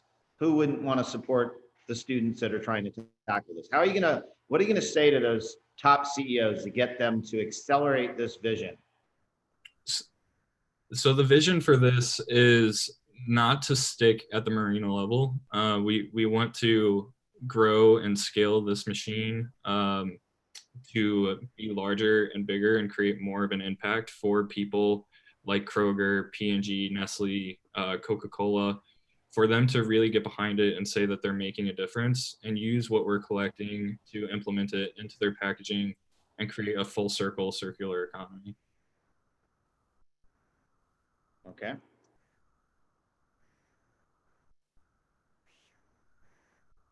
Others? Caitlin, you're up. So how do you guys think about the cost to produce this type of offering, and how should we kind of think about what the cost today would be, or really in August 2021 versus long term? So currently, with the costs that we've estimated, we've been working with some engineers to do that for us, and they believe that we can build this for under $5,000. The development of the software, I think, is going to be our largest expense moving forward. But as we scale and continue through production, I think that keeping costs low is very valuable for us. Also, the reason we came up with that number of $15,000 per unit is because through like the research, we showed it on the slide, but these marinas will end up losing around $15,000 per year, and that's say, if they have one person going out there and cleaning up this stuff, if it's a bad problem, which we've had through these interviews, we found out that they'll have 2 or 3 people, so that number will only increase. So basically, it's like, if they can spend money on one device that they spend on, or on something they spend on every single year, it's basically like an investment for them. So. Yeah, you kind of just covered my question. I was going to ask how much money the device would actually save them on the cleaning per year. So like, let's say you mentioned they're spending about $15,000 per year. Now they spend $15,000 on this device. What does it take that number to now realistically?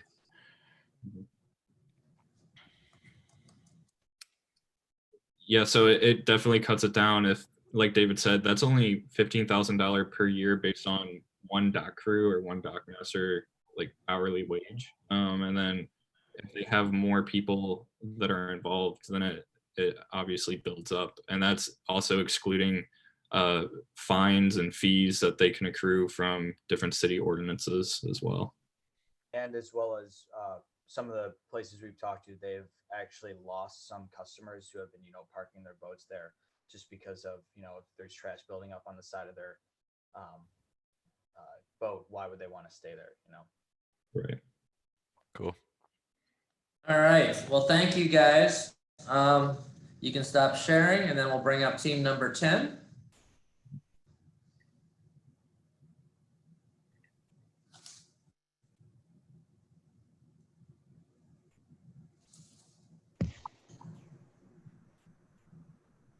Okay, your slides look good. Start when you're ready. Oh, Can you hear me now? yeah, I hear you now. Go full screen. Yep. All right. All right. I'm Tucker O'Neill. My name is Beck Apple. And together we founded Environmental Solution Technologies. First, this is our team. Again, I'm Tucker, that's Beck. We work here with Centrifuge with Serafina, Amine, and Anise. Rumit Kumar is also a part of our team. He really focuses in aerospace engineering and our drone technology for our company. And we're fortunate enough to have Jeff Burton, the president of FC Cincinnati, be our advisor through this program. First off, we've all seen the really tremendous damages, chaos, and really the out-of-worldly pictures from the California forest fires last year. We've seen how this has really flipped people's worlds upside down, changed how they're going to really prepare for the future, and really just the tremendous damage and chaos that it caused. The colossal consequences of these forest fires, first of all, it's a natural disaster with over 207 large fires last year alone. The damage to humanity with over 100 people killed in California, and that's both first responders and citizens. The damage to homes with over 1,000 homes destroyed last year. The damage to wildlife with over 10,000 animal species lost and ultimately killed in California last year alone, and the damage to homes. And we have a question mark there because they have the projections, the numbers on really what it has done to the environmental crisis. They don't know exact number. Unless decisive action is taken now, we really feel like that'll be catastrophic. This all equates to a $17.25 billion in damages in California last year alone. Now, what causes a $17.25 billion disaster? Well, it really starts with remote lightning strikes. 55% of all these wildfires are caused by remote lightning strikes. And what can we do to kind of not combat Mother Nature, but really help solve this problem? And we believe it all starts with early detection. Now, the current fire average response time is 60 minutes. We believe with our first product, EST Fire Safe, we can get that down to 20 minutes. Today, an undetected fire will spread at a rate of 6 miles in 60 minutes. Now, what if I told you we're able to limit that to 2 miles in 20 minutes? That all equates to 66% time savings. Now, here's how it works in our innovative technological solution that we present. First, what we're going to have is a sensor at both the top and the bottom of the tree. The top sensor is measuring both lightning patterns and wind patterns in real time. Below that, the sensor on the bottom of the tree measures heat, oxygen, and fuel levels, which are the three leading contributing factors that start forest fires. Our environment at risk, our initial target market, is really the 25,000 square mile area of high risk areas. That's the top 10 high risk counties with the most damages from last year in California. We're going to have one tree, so both sensors per tree per 1 square mile. And they're all going to communicate on a mesh transmitter system. So once a sensor receives a high probability reading that there could be a wildfire there, that data is instantaneously transferred to our base tower monitor, which is at the OD present fire towers, which then relays this data to first responders, the firefighters, and community leaders that really need to take decisive action as quick as possible. Again, then we're connecting it with these communities, the fire departments, police, homeowners associations, insurance companies, people that really need this information the most in a timely manner. And ultimately, what this is going to do is really protect these people and these really vital communities and people that are most vulnerable. With early detection, we're undoubtedly going to save time and lower the damage costs, save the lives of both first responders and citizens, and protect the overall infrastructure of these affected areas as a whole. And through this, hopefully, we aim to counteract the threat of climate change and the climate crisis as much as we can, because we know that it really is a gigantic problem. Now for our revenue model. We'll be leasing the tower monitors for a one-time fee of $499. And with that comes an $89.99 monthly fee for maintenance for them. And for the tree sensors, it's a one-time lease fee of $199 plus an additional $29.99 monthly maintenance fee. So our revenue based on 2 years. Our initial target area is 25,000 square miles, and that's the 10 high-risk counties. In our first year, we hope to reach 7 of the 10 with a $17 million revenue. And by year 2, we hope to reach all 10 with 23.5, totaling 40.5. And that means 50,000 tree sensors and 2,272 tower monitors. So our projected expenses, we estimate that the cost per tree sensor is $15 with an additional $2 for maintenance and $30 for the tower monitors with an additional $4.99 maintenance fee. So our projected expenses for 2 years. The estimated cost per tree sensor in the 2 years, $2.5 million, additional 1.6 maintenance, 116,000 for the tower monitors with an additional 190,000 for maintenance. In our first year with the 7 counties, that's 3.98 million. And year 2, including all 10, is 6.78, totaling 10.8 million. And here you can see we also listed some additional expenses that we anticipate running into. And then kind of with all those numbers and that data, why are these targeted counties going to buy this? And what's our real value proposition to these areas, these highly affected areas that are already investing a lot of money? Like I said, that $17.25 billion in damages in California last year alone is a record high by far with what they've seen. And it's already getting worse this year with the Apple fire that just recently happened. That's already burned through about 30,000 acres. Our projected savings to them is $5.76 billion per year. The average cost to them is about $20 million per county. And with all that math, that is less than 0.5% of our cost savings to them. Here's really our timeline, where we are today. We were fortunate enough to win Xavier's Big East Pinch competition last year. We've been Hey, you guys need to end then. We have to end right now. You're at your 5 minutes. Okay. Okay, so first question, I think we've got Amber up next, I think. Yeah, great job, guys. Clearly, you've put a lot of thought and time into this, and it was really impressive. Your presentation was great. Good job. My question that I want to ask is kind of just an open-ended one for you guys. You've clearly spent a lot of time thinking about this and have considered a lot with it. What do you think is your biggest challenge in making this a success, and how are you going to combat it?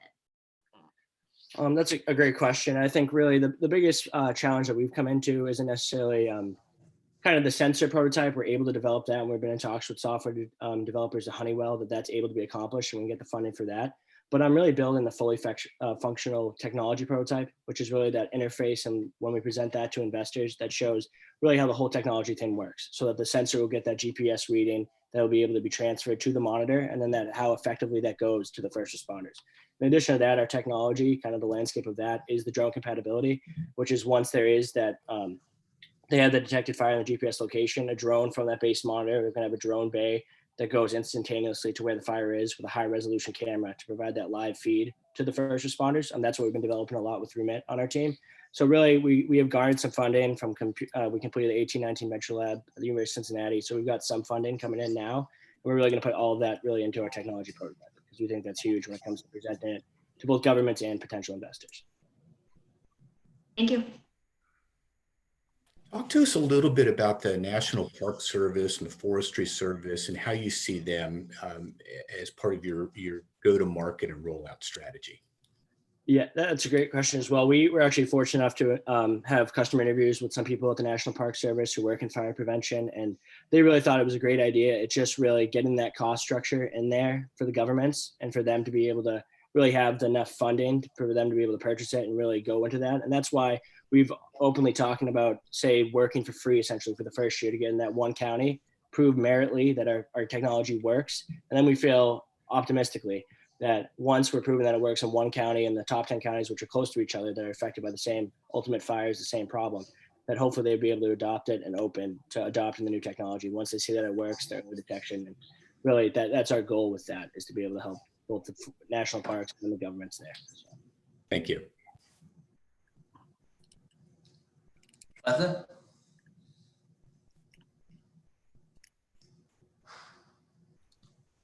Shweta, do you have a question? Yes, I do. Sorry, I was on mute. Question for you guys. What exists right now? What's your competition, or what's the alternate that people have right now to do detection, and what are the switching costs? Yeah. One of our major competitors right now is called Firewatch. And the main problem with them is they use cameras that detect smoke. And the issue with that is when looking for smoke in the air, often the location of the fire can be miscalculated by miles even. So we believe with our mesh communication of sensors that this is a more effective way of relaying information, more specifically the exact location of the fire. And how big is Firewatch? How popular, or how wide? Actually, they've only ever had successful runs in where they've secured a contract is in Lille, France. But they're still actually in development as well. Yeah. And in addition to that, also there is other things out there like with the Firewatch and the cameras and the sensor technology, but we believe we're really unique, and we're really going to grow the market in our sense that we have multifaceted aspects with both the sensor, then the drone camera, and then the technology communication between all of those. we think we really have a unique environmental surveillance system that doesn't exist in the market today. Okay, thank you, team number 10. We are out of time. Team 10, you can stop sharing. Team 11, go ahead and share. Oops, sorry.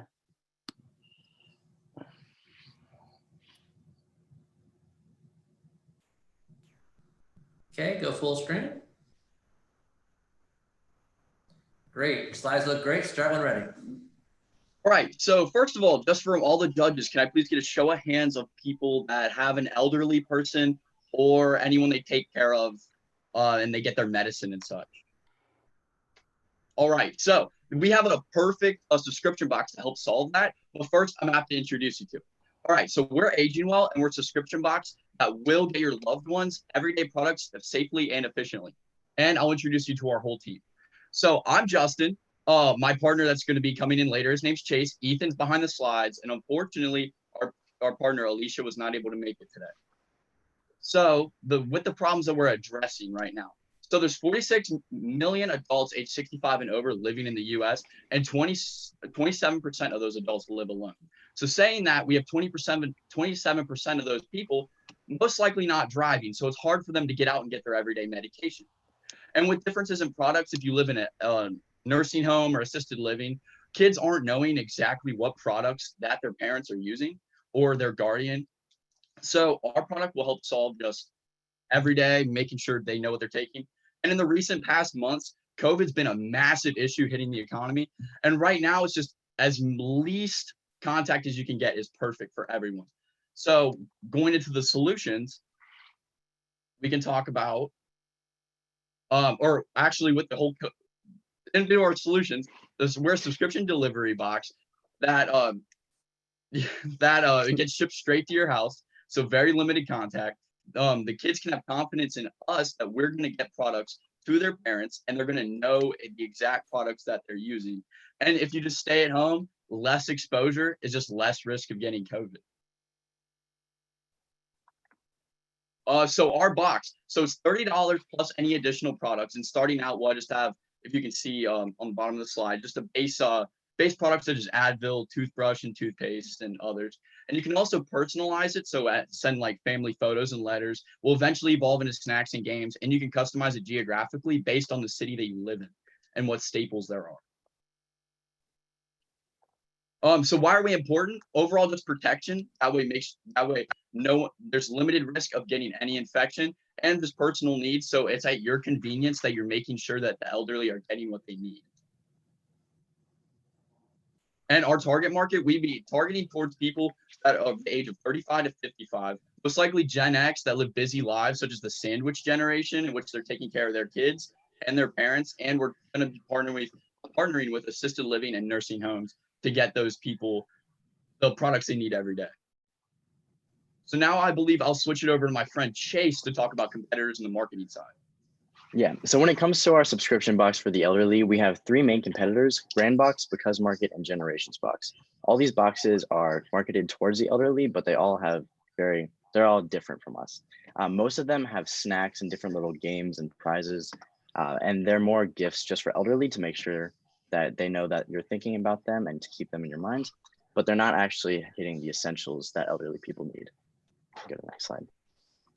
So some competitive advantages that we have is you're able to order online. So it's super, super convenient. We're going to have low prices, so it's affordable. But it's also going to be a safe way to get these products, which everyone needs. And you're going to have confidence that your parents or grandparents have the products that they need every day. So our go-to-market approach is going to take 3 steps. First of all, we're going to be focusing on the target demographic that has older relatives that they're going to be taking care of. We're also going to be partnering with assisted living homes and nursing homes. And we're going to be mailing pamphlets so that the elders can check out the products and see if they use the products, so they could even tell their kids or grandkids about it. We're also going to be using ads, specifically Facebook direct marketing, to reach out to our potential customers. And now when it comes to our market size, there's a $740 billion elder care market, and the subscription box market is already $15 billion. So we believe that we can obtain about $10.6 million from that chunk of the market. And now our projections for this year is we're estimating to have $400,000 in sales if we can secure 10,000 families per year. We're also going to be doubling our shelf space that we have with our production company, Ship Bob. Want to go to the next slide? And then our steps that we're going to be going to launch is, first of all, we're going to be launching in October 2020. After that, we're going to be promoting our products through ads and different social medias. Then we're going to be adding more products in spring of 2021. And then after that, we're going to be reaching out to these nursing homes and assisted living houses. And then now I'll let So Justin finish it off. just to close, thank you guys so much for being here with us. Here's our information and also our sources as well. If you'd like to come in contact with us, but I can field any questions you'd like right now. Pete, you're up. No, I think this is a really fantastic idea. Wait, can you hear me okay? Yeah, you're fine. Yeah. Okay, great. I'll repeat what I said before. Just, have you thought about how you would, I'd like to hear more about how you'd leverage the local landscape. You've got medical players, health leaders who might lean in pretty heavily into this type of concept. You've got virtually every company's trying to figure out e-commerce, subscription services. How are you going to leverage the startup Cincy economy? So that was one of the main things that we wanted to focus on. So if we started in Cincinnati, or we were trying to start on like a whole scale US, but we also wanted to think locally as well. So another thing would be partnering with these like Cincinnati-based companies such as like Buskin and like Hussman's Chips and Grippos. And just like we were talking about personalizing your box, you can really hit the demographic in each area. If like an older person, they love Grippos, they grew up eating them, and we can put like a little bag of Grippos chips in the box. That's what sets us apart, because all of our competitors, they just do base things that you just select online, but we want to be able to actually hit home with all these people. And such as, even if the parents or whoever's ordering a box doesn't personalize it that much, we can even just put like a picture of the Cincinnati skyline, or even like I said before, the chip, the Buskin cookie, and such. This is what really sets us apart, in our opinion. Yeah, that's more on the kind of participation, marketing, sponsorship. I was thinking even more just who at a higher level on the health side might rally around this concept. So I would think about it at different levels, but thank you. Okay, gotcha. Well, that was another thing we were thinking about as well, with like partnering with like the nursing homes. We never really thought that much into actual hospitals, but we're all open to any ideas and expanding as much as possible. Okay, great. Early partnerships are critical. Think about that carefully. So this is, guys, I think this is really interesting and exciting. We were early investors in a company called Birchbox, which kind of pioneered the box delivery suite of products. And I think the elder care is a really hot trend right now, thinking about how to service a new customer that even with COVID has maybe shifted a lot of their interactions online, or family connecting with grandparents to try to make them feel more connected, less lonely, and kind of activities like that. So this is kind of like the perfect market timing moment for what you guys are building. A question for you is, and one thing that we noticed with Birchbox is cost is really important, and thinking about how you can fill the box with great products consistently every month, but also pay for the delivery while also creating a bit of a margin on top of that. How do you think about keeping the cost low, the quality high, and being able to really make money off of this at a price point that works for consumers? So I can start off this question, but I believe Chase can finish it for you. So the whole thing what we wanted to do was we were buy everything wholesale, and we wanted to go through our third party company called Ship Bob. So what they do is you basically buy your product and then you buy shelf space there, and then they put all the boxes together. So that was one of the big things. If we buy everything wholesale, it's going to be a lot cheaper, and then we end up just storing it there, and then they put the boxes together, and then everything just goes out from there, which in the end will be able to increase shelf space as well, so more products. But then as we get more products, we'll probably be able to end up spending less eventually the more we buy. So just a quick note there. For a brief period of time in Birchbox's history, they actually got paid by brands and by products to appear in their box because they were going after such a valuable consumer. And so that might be something you want to think about. Will brands give you product for free? Will partners want to give you access because you'll basically be marketing direct to a doorstep? So something to kind of think about as well to keep the cost down. Okay, perfect. Thank you. Okay, that's all we've got for time for this team. We need to move on to the next team. Team 13, you can begin sharing. Okay.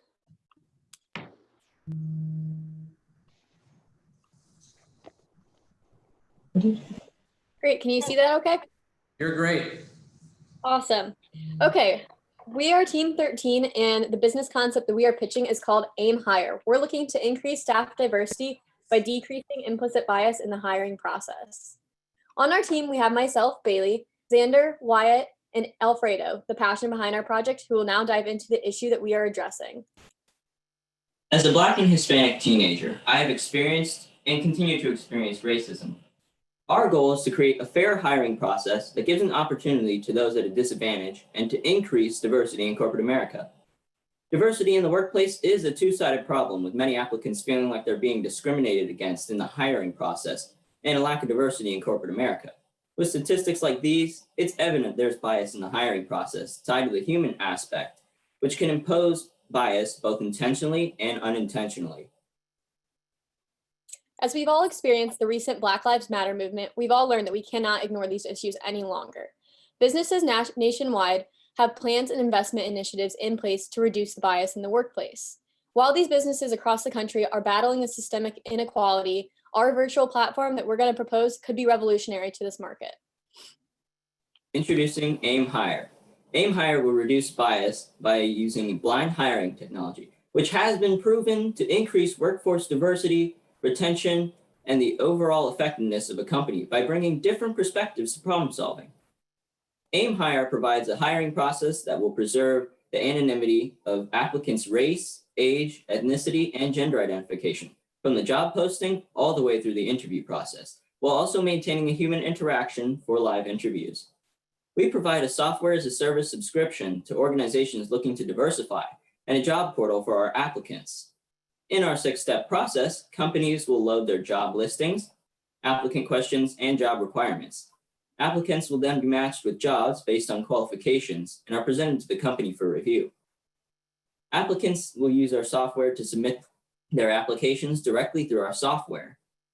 Pre-screening utilizing a redacted resume. Protecting our applicants' anonymity is our main goal, and this begins by redacting information from their original resume that can impose bias, such as the person's name, age, educational institution, etc.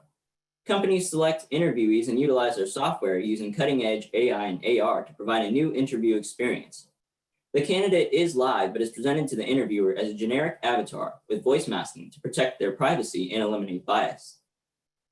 To create this avatar, we will be using facial recognition software similar to the Apple iPhones and emojis to provide awareness to the AR experience. This allows the body language of a candidate to be read and apparent through our software. Our AI will be trained to pick up on inappropriate questions and key phrases that an interviewer should not ask because it could lead to bias. Once a candidate receives a job offer, we provide the applicant's data to the company's HR division to finish the hiring process. What makes Aim Higher different is that we will utilize advanced AI to provide human-like feedback to the interviewer.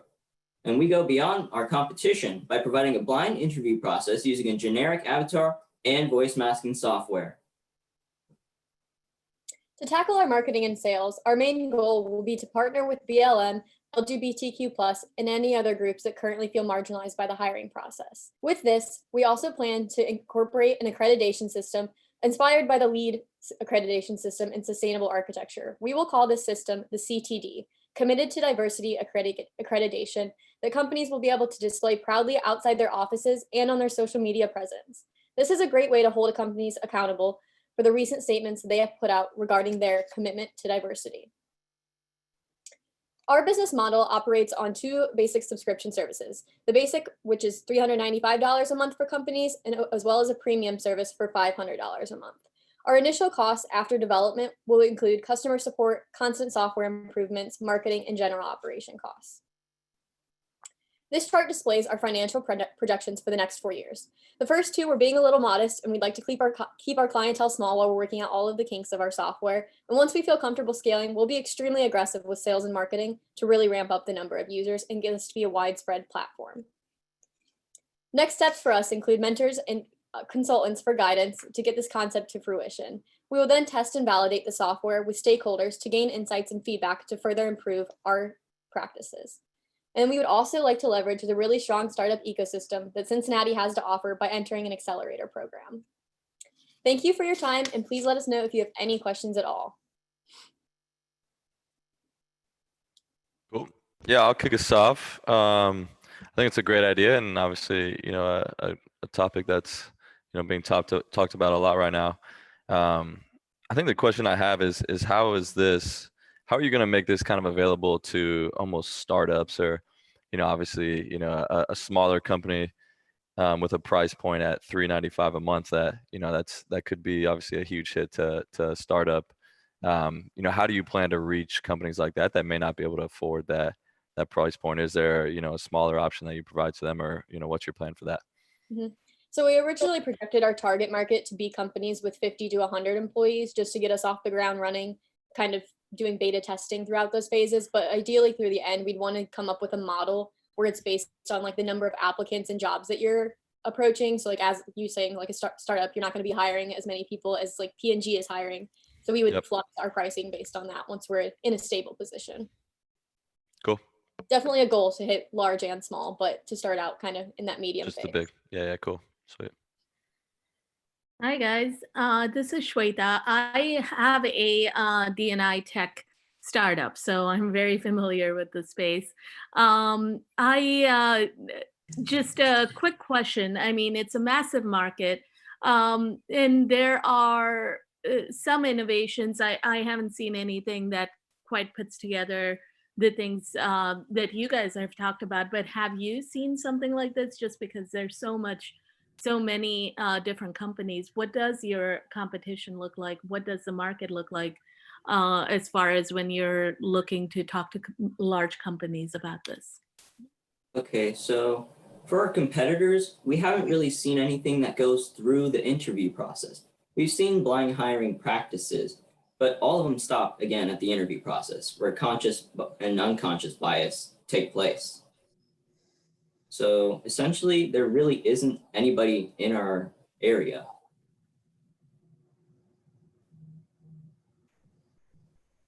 Yeah, no, I think you guys are, I haven't seen anything comprehensive that goes through, but there are a lot of companies that are kind of adjacent, right? Like they would bookend you guys.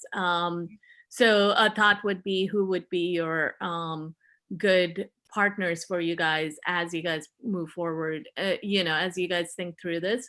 That would be my suggestion. And blind, yeah, I mean, ATS applicant tracking systems are just, there's so many of them, but a lot of them have similar capabilities, but nothing that goes through. But I think you guys could have a lot of good partnerships as you guys go into this market. Definitely. And I know recently there's been a lot of studies and experimentation with AI working with taking the bias outside of the interview process. So yeah, there's definitely some case studies.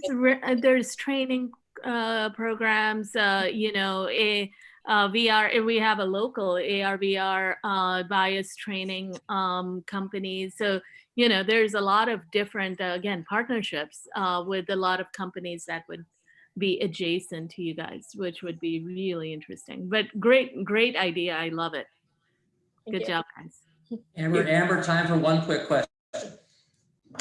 Yeah, I was just going to ask if you guys have spoken to any businesses so far to get their feedback on your system and kind of what you've built, or if you've made any adjustments based on those conversations.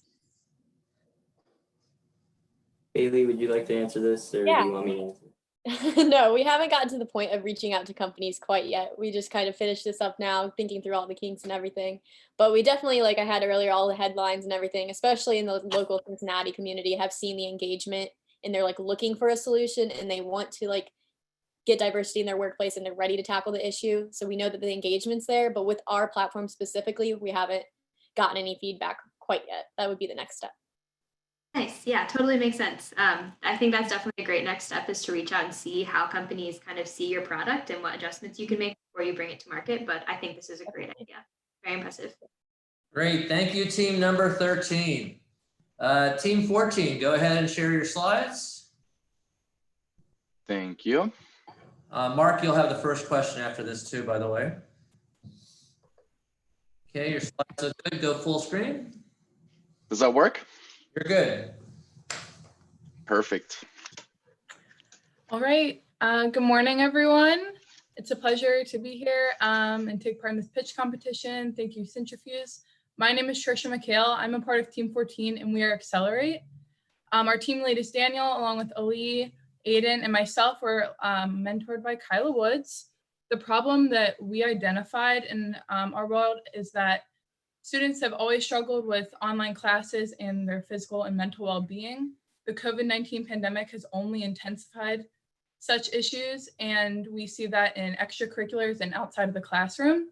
So the solution that we found is that we can create a virtual community that focuses on mental and physical health with personalized content and socialization and competition to stay in contact with their peers and maintain the relationships they may have had in extracurriculars. And Daniel will talk to you about our market size. Thank you so much, Trisha. So in terms of our market size, we are looking at roughly 17 million students that are enrolled in the United States in 2020, and that is made up both of public and private institutions. We're also looking at roughly 7 million varsity athletes and an increasing trend by almost 400,000 students by 2023. Our service are guided workouts within a community centered around personal development. And how that works is, first, we will have you fill out a survey. We will assess you and tailor an individual workout program as well as mental health resources towards you. That will enable you to compete and socialize virtually. Our key differentiators is, for one, our quid pro quo sourcing approach. So that means that we don't actually pay for the expert workout videos that we receive, because we offer the personal trainers and the gyms a marketing platform to the high school demographic, and hence we create a win-win situation. That will enable us to reach a broad demographic with a personalized content strategy. And we pride ourselves in being very inclusive, offering an interactive program within our strict nonprofit framework. Our competition are internal programs, the for-profit industry, and free resources that already exist on the web. However, we at Accelerate are broader, more individualized, and more inclusive in our personal approach to deliver health resources to high school students affordably. Thank you, Daniel. So a little bit more on our marketing and sales plan. To start off, we will partner with schools and discuss with them their vision for how we can fit into their curriculum. We will then, once partnered with the school, engage and gauge interest with their students to determine the specific needs they may have. From there, we'll maintain participation beyond the COVID pandemic and really establish ourselves as a routine or something that can be found in the classroom or beyond. And then from there, we just hope that we can be a well-known and respected community focused on inclusion and overall holistic health. A little bit more on our business model. Our revenues come from donations, crowdfunding, and school revenue on a sliding scale for low-income schools. And then from there, our expenses, fairly low as a nonprofit, maintenance of our systems, our support team for our products, and the marketing that we may do. And as Daniel said, we receive our workouts in exchange for marketing, which is especially relevant for small businesses and small gyms that may have been hurt by the COVID pandemic. Our revenue forecast is fairly simple since we do operate in a nonprofit framework with break-even being the goal for now. We can slightly profit off of economies of scale, yet our profit margins are slim to none, and in summary, we are a low leverage, low cash flow entity. Our next steps include the testing and piloting phase that includes platform expansion, outreach, and most importantly, optimization and troubleshooting processes. We will utilize resources, seek mentorship and advice in order to achieve our goals. Come on board and take off with us. At Accelerate, we make it possible and you make it happen. You know, this seems like a doable idea. Tell us what you've learned from personal trainers who I would imagine would be pretty interested in this idea. What have they told you about their motivation?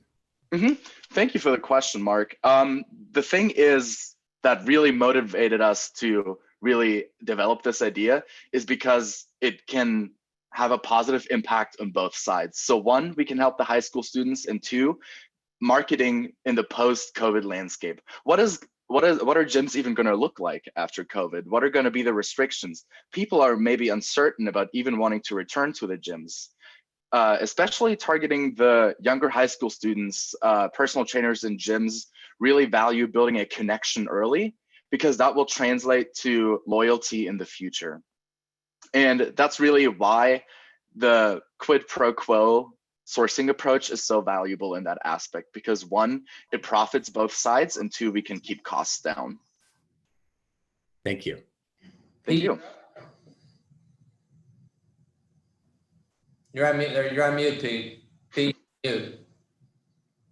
So the first thing, just a little bit of an advertisement. I am so impressed with these ideas, and I want to remind everyone that you get a free membership with Centrifuge. That means we will provide a ton of support, mostly virtual, to help take this to the next level. So I really want you to think hard about that. And that's why so many of my questions are focused on what are you going to do in the neighborhood next door with the local partners? And I'll repeat that question again. This has a ton of potential. How are you going to leverage the local ecosystem? Is there a partner in mind that you think could really take this to the next level and give you really fast early validation? Thank you, Pete. Trisha, do you want to field that question? Yeah, I can take that, Daniel. Thank you, Pete. Great question. I totally believe that our focus for the product in the beginning is to really focus, of course, on local high schools, but as we said, again, like local gyms, which are often like maybe just personal trainers or renting out space in a small area, so we can provide support to them.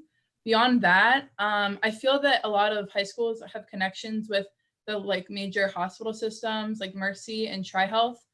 Their athletic training is provided through those major health systems. And I feel that those kind of systems want to engage with the community. That's a major focus, is them going beyond just care in the hospital or in their physical therapy or athletic training facilities. So I think that that could offer a lot of guidance for us in how we can move forward and be a great product for our consumer. Great thinking, and leverage us to help you connect those dots. That's what we're here. Yeah, of course. Can I also quickly add one more aspect to that response? One thing that we are also very passionate about is being inclusive and serving all high school students. So we're not just gearing this towards athletes, but athletics and varsity sports in high school do offer a certain opportunity, because we can leverage the identity that student athletes have in the high school community. So locally, we could reach out and really facilitate the competition within each sport through our website. And that is something that we're extremely passionate about. Great. Thank you, Team 14. You can stop sharing. Team 15. All right. Oh, you guys are ready. That's the quickest response I've seen. Well done. Well done. Okay, Team 15, when you're ready. All right. Thank you. So good morning, everyone. Today we are presenting our nonprofit business, Tutor Up, helping the generation of tomorrow with today's solutions. So our team is made up of Clara Faulkner, myself, Hayes Hilton-Beitel, Arab Kukrasia, and Matt Ugaz. So we designed our business to help solve three major problems we see in our everyday life. One, students in low-income areas struggle to achieve academically. Two, the schools that they go to are often underfunded and lack resources to help the students. And three, students in these areas often do not have access to technology. So how big are these issues? They affect every state in the nation. But in Ohio, 95% of money from local governments for schools comes from property taxes. This type of funding perpetuates that low-income families will always go to underfunded schools. In fact, Ohio school funding has been found unconstitutional 3 times, yet hasn't been changed. Also, Cincinnati has the 4th highest child poverty rate of all major cities. Nearly 43% of children in the city of Cincy live below the federal poverty level. As our solution, we want to provide one-on-one virtual tutoring, as well as a chat to help students with quick questions that may not come up during normal sessions. We also want to celebrate student success with a reward system funded by local sponsors. For every 5 hours of activity, the student will receive a small prize. After 25 hours or 5 small prizes, they will receive 1 raffle ticket for every 5 hours of activity for a much larger prize. This reward system tailors to both underperformers and overachievers. So lastly, we want to give students tips to help them solve any technology problems that they might encounter. We plan to partner with Cincinnati Bell to help get all students access to internet at home so that they can focus on their schooling. We've even reached out to Cincinnati Bell regarding a partnership, and here was their response.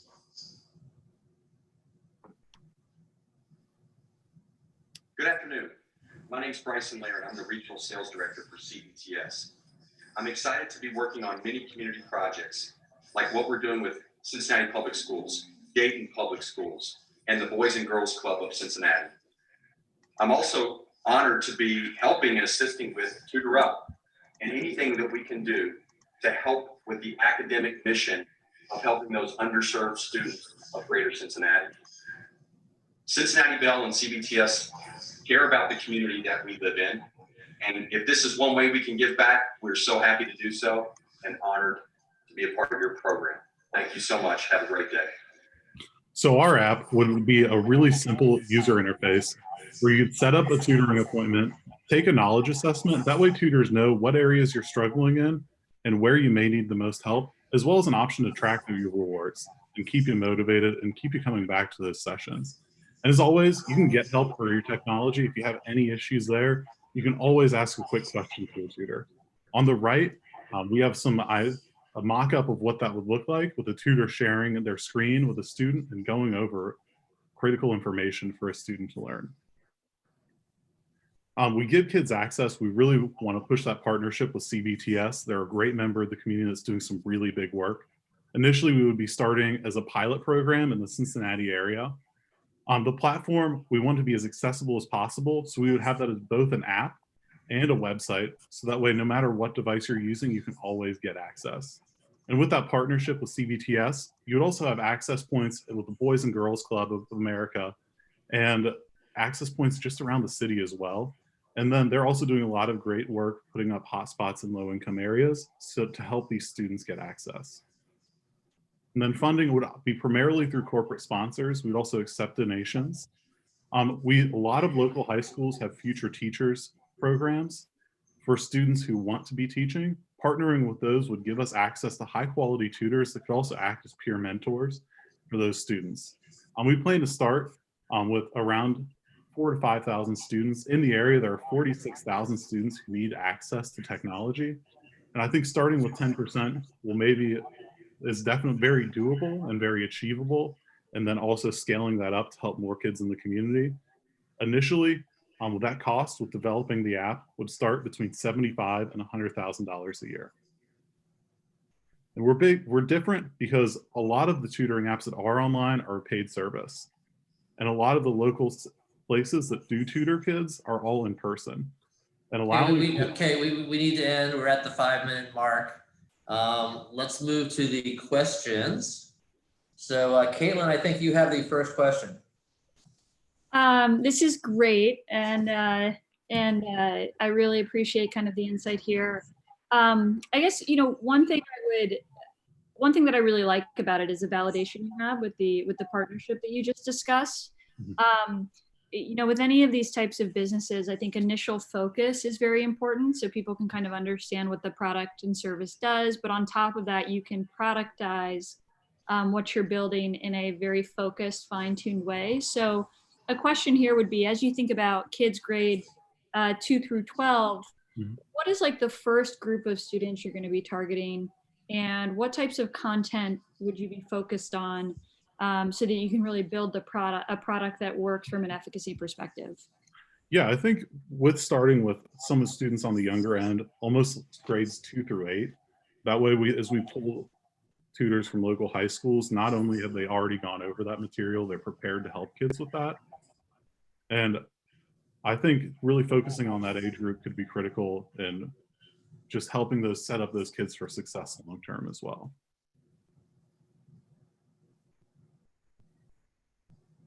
Okay, Michael. Yeah, I mean, I think the biggest thing for me too is, like she said, just kind of identifying markets. My younger brother is actually doing an online virtual tutoring service, and he's had some good success just focusing on SAT and ACT prep. I think his biggest issue is running into how does he, get the word out there and reach new clientele. So what's y'all's game plan for getting this word out and hopefully scaling this company as well? Yeah, I think the biggest thing for initial is just partnering with local Cincinnati public schools, identifying areas where kids need help, and being able to really push that we can reach them where they need help. So whether they're at home or in school, they can always get access to the help they need. Amber? Michael stole my question, so I have to pivot a little bit. But I was going to ask about how you're going to reach students in vulnerable districts, but you kind of answered that. So I guess I'll pivot to ask how you plan on reaching tutors. I guess you mentioned like future teaching programs or something of the like, but do you have any other specific areas you're going to target for tutors? Yeah, so I think partnering with those future teacher programs is huge. I know Mason High School has a big one. Also, Lakota East and St. Xavier have one as well. And I think looking at partnering with local universities, and we have a lot of areas where students can help other students succeed. Yeah, I love that answer. I was going to mention just like all the local universities we have access to here, and to maybe reach out to those for maybe high school level tutors that you needed, like tutors for high school students. So definitely love that answer. Okay, we have time for one more question. So the testimonial was outstanding, you guys. I'm interested in how you scale that with other companies for donations and support. Yeah, so I mean, I think there's a lot of local companies. I think partnering with that reward system could be huge, and looking at potentially partnering with Kroger and giving kids gift cards and giving them the kind of rewards and incentives to keep them going and help them succeed. Great, thank you. Thank you, team. That is 14, I believe. Team 15, I think you're up.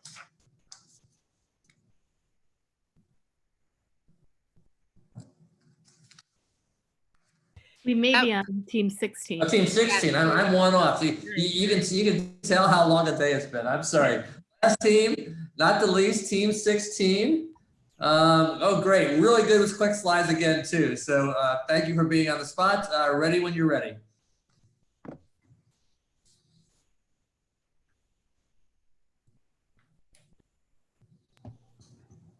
You can go ahead and start. Make sure you're off mute. Okay, can you all hear me now? Now you're good. Okay, cool. So hello all. Today I'll be discussing with you Black Market Brand, the first business for gender neutral fragrance bomb. But before I get started, let me introduce the team. Oops. So hello again, my name is Faith Nixon. I am a student at St. Louis University. I am 19 years old. Additionally on the team, we have Olivia, a student at Miami University, age 22, and Alec, a student at Miami University, age 20. So let's go ahead and dive into Black Market Brand. So what is the problem we're addressing? Well, we're addressing the lack of diversity and representation within the beauty and personal care industry. So there are 7 top global companies and they own 182 personal and beauty care brands, but they don't have a focus on inclusivity, but that's where Black Market Brand comes in. So our brand has 3 principles. We're gender neutral, ethical, and inclusive. And this is very important for our target market, which includes Gen Zers. So specifically, we have Gen Zers, but more specifically, we focus on the BIPOC population, which has a 3.9 trillion spending power, and the LGBTQ community, which has a 3.7 trillion spending power. And this is really important. Our principles tie back into this because data shows that these populations are more likely to support and actively seek out businesses that reflect these values. And so it's really important that we have our important values and that they see these values. So let's go ahead and go into the product. So in our classic collection, we have 3 fragrances. These include Reed, Clark, and Indigo. Now, I want you all to note these important notes. So we have citrus mixed with vanilla. We have patchouli mixed with jasmine. This is really important because it makes the difference in all our bombs. We are inclusive because data shows that the gay community has difficulties finding fragrances. So either fragrances are very feminine and super florally, or they're very woodsy and marked as masculine. But that's not how it works in Black Market Brand. Our brand and our fragrances have a mix of all these notes, making them inclusive. Additionally, our fragrances are handmade and made to order. So there's no such thing as your fragrance sitting there and getting a little old. Additionally, our products and raw ingredients are ethically sourced from local artisans. So as you can see, these are aspects that our competitors do not have. And additionally, our competitors are really expensive. So it costs us less than $5 to make our products, and we retail them for about $20. That's significantly different than selling them for $76. Additionally, our product has to be purchased twice a year. With regular use, our products last about 4 to 6 months. And additionally, we're really proud to say this, but we have a sustainable savings plan. So our customers benefit from recycling our package. So what is our plan to go to market? Well, first, our sales will be primarily done through our website and promoted via Instagram, which is what the primary source in social media that Gen Zers use. Additionally, we plan to expand to subscription boxes. This is a great opportunity for marketing and to hit our target markets. Finally, we would like to implement some sort of point of sales within local boutiques that support our brand's principles. So, what's in the future for Black Market Brand? Well, we're launching this September, which we're really excited about. And within the first year, we plan to have custom fragrances and expand into the wholesale market. So that will take us into year 2, where we plan to have seasonal fragrance bombs, added fragrance bombs to our collection, and we plan to begin to develop the gender neutral makeup line. And that will lead us into a pipeline of new ideas within year 3. So what are we requesting from you with this presentation? Well, first, we want feedback. We are developing, we're all in college. We want to learn more about what to expect in the business realm. Additionally, we want your support. So general mentorship, but especially mentorship and marketing, supply chain, and growth accommodation. So be sure to connect with us, and I'll open the floor to questions. Great. So we're going to jump around here. Caitlin will have the first question. Shweta the second question, and then Amber, we're going to let you jump in third, and then we'll let the male judges jump in at the end, since you guys can probably ask much better questions. So Caitlin, go ahead. Awesome. Thanks, Faith. Faith, thank you so much. I absolutely love this business. This is something I would invest in if it came across my desk any day of the week. We actually have invested pretty heavily in the space at Lair Hippo. We're investors in Studs, in Parade. We actually have a company launching today called Topicals, which is a very similar market. So your insight and instinct on Gen Z, I think, is huge. I also love the gender fluidity and kind of the non-binary marketing here. That is absolutely going to be the future of consumer going forward. So you're really on a great market timing here. A question for you: brand is everything, and having a authentic brand is critical. So a question for you is, how is the team kind of represented here? What type of authenticity do you bring to the products you discussed? Okay, Olivia, I don't know if you want to take this question, or I can take it. You take it and I'll jump in if I have anything to add. Okay, sounds good. So I think something that's really important to note, if you look at our social media, we have been very active in the social justice scene from the beginning. So we share our process and how the products are made, but we're also very inclusive and very outright and bold with what we want to represent and what we support. I think for the future of Black Market Brand too, just to add on what Faith said, is we are super passionate about forming an authentic relationship with our customers. No matter what background they come from, we want to make them know that we support them. So we've explored the idea of using our social media as a platform to really build that relationship with the customer and make them feel like their connection with us is much more than them just using a fragrance bomb on a daily basis.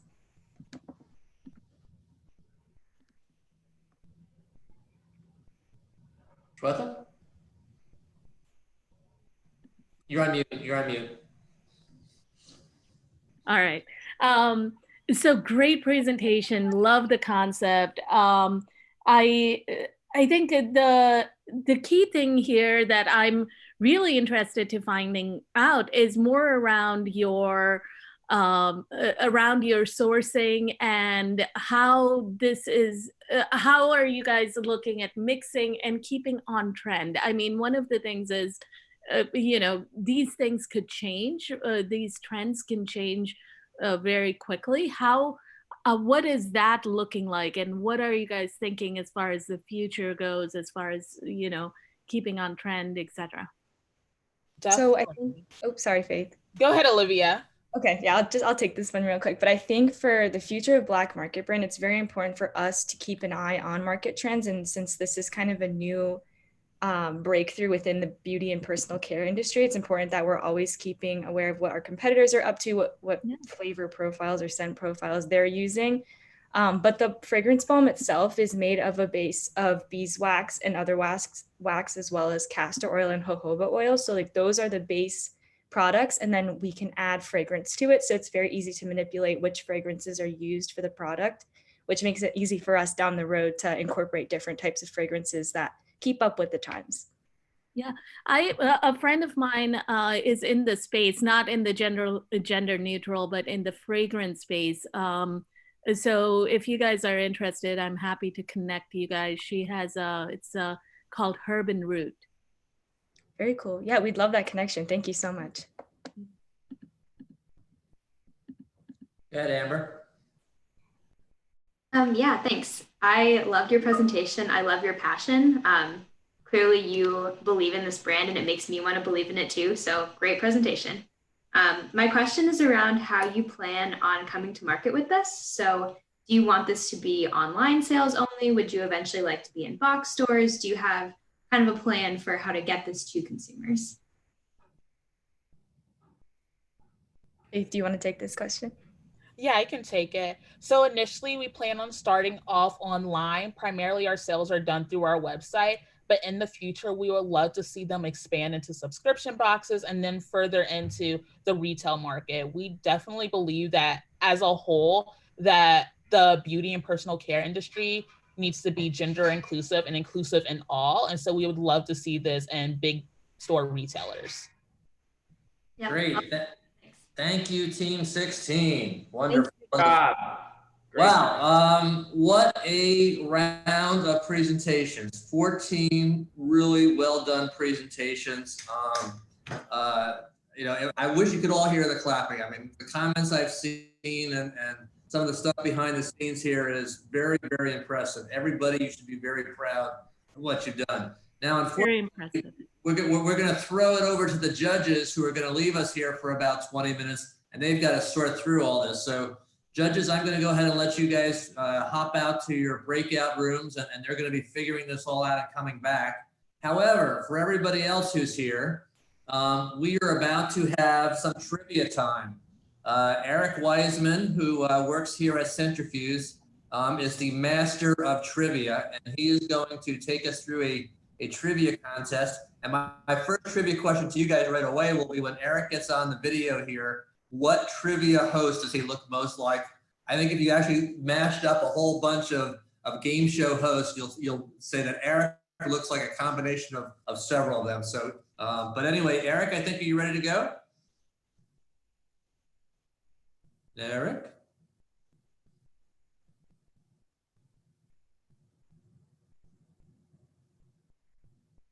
Santa, is he on? I'm looking for him. He should be on in a minute. Okay. Oh, there he is. There he is. We gotta let him in. There we go. He's coming online here. There he is. Doesn't he look like a game show host? All right. So Eric, Can you hear me? Yeah, we can hear you. I Yes. just introduced you. My first trivia question was, what game show host do you most look like? So that they're all typing in chat now, which Oh one no. like. So with that, I'm going to turn it over to you to run the trivia. My good friend Wiseman. No problem. Thanks, everybody. I got to pay attention to your pitches. They were fantastic. Thanks, everybody, for contributing. Thanks to the mentors for being a part of this and really an entry ramp onto the Startup Cincy ecosystem, of which we hopefully have indoctrinated you over the course of the summer to the over 60 and growing resources that are available in the ecosystem. So what we'll do is just have a little fun while the judges are doing their thing. So I'm going to put these questions into the chat, and then we'll just do a countdown. You can keep score for yourself, see how well you do. But just something to kind of keep things going here for a few minutes. So the first category is dead or alive. So you have to tell me whether you think these people are dead or alive. The first one, and you may not even know who they are, so that'll make it even more fun. So just, you can supply the answers in the chat. But the first one is Florence Henderson, dead or alive. Anybody know who Florence Henderson is? She was on the Brady Bunch. 3, 2, 1. Florence Henderson is dead. That's sad. Dead, apparently. You got that. Now, if anybody's Googling, this is, I guess you can, but, in the spirit of competition, we want to keep this as, pure as possible. Next one is Bob Barker. Bob Barker, dead or alive?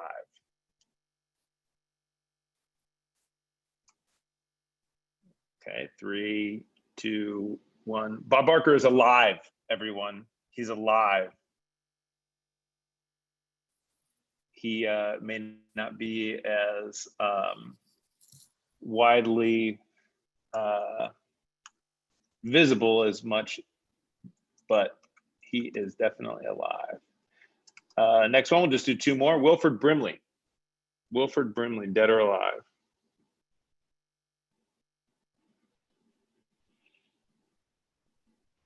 Wilford Brimley sadly just died last week. So that was recent.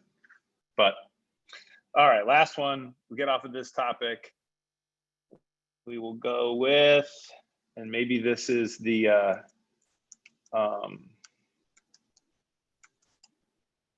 Steve Harvey, dead or alive? Alive, yes, you're right.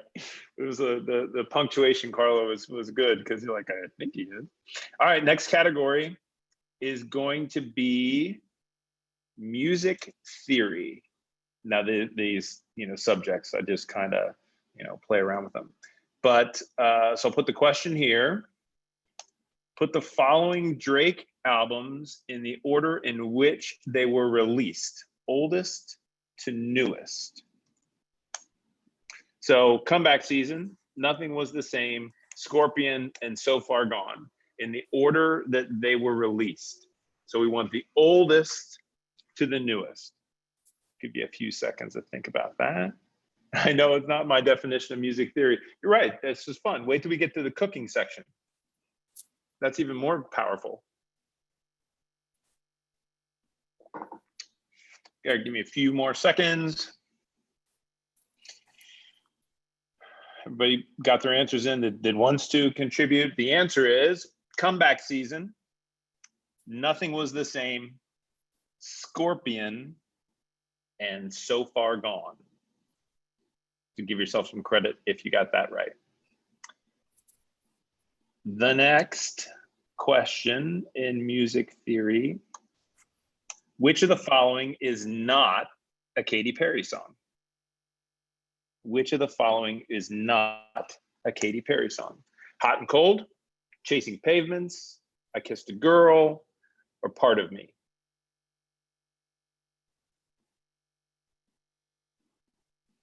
It's overwhelmingly Chasing Pavements is the correct answer. That is not a Katy Perry song. That's an Adele song. All right. Next in music theory Kendall Jenner has dated all of these artists except which one? See how I'm bending music theory here? She has dated all of them except for which one? Young Jinsu, Joe Jonas, ASAP Rocky, or Harry Styles?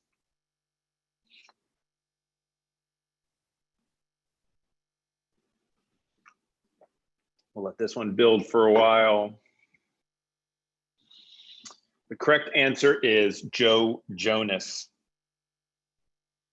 Give yourself credit for that one.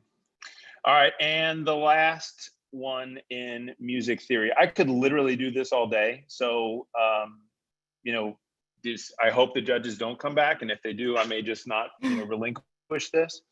So this is going to be an algebra question here. Add up the original members of the Beastie Boys plus the Beatles who are alive today. Multiply that number by the members of Migos. So the original members of the Beastie Boys, you add in the amount of Beatles that are alive today. You multiply that number by the members of Migos. And this is really going to be a test of my transitive property of algebra, to see if I did this right. 78. That tells me a lot. Okay, here's the right answer. There are 3 people in the Beastie Boys. There are only 2 Beatles alive today, so that number is 5. There are 3 people in Migos, so the answer is 15. 78 was close. So you get some credit for that. Now, when I play these trivia games with my friends, this category I call your kids will know the answers. You guys are in that demographic, so you should all know the answers. But this will give you an idea of what old people don't know. Pikachu is what type of Pokemon? This should be, we should get all of it. There should be no wrong answer. Lightning, well, it's electric. It's electric. All right. And another Pokemon for the person who is playing Pokemon.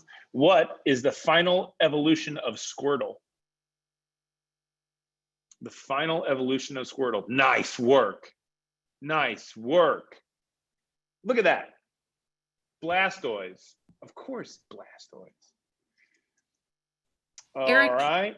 I'm sorry Yes. to interrupt Don't your tell me I got trivia. time. No, you still have plenty of time. I was just curious if everyone could unmute their video real quick. I'd like to take a photo of you guys playing trivia. Thanks. Okay. Next one. Which of the following is not a communication platform? So which of the following is not a communication platform? Discord, Twitch, Throttle, or Steam?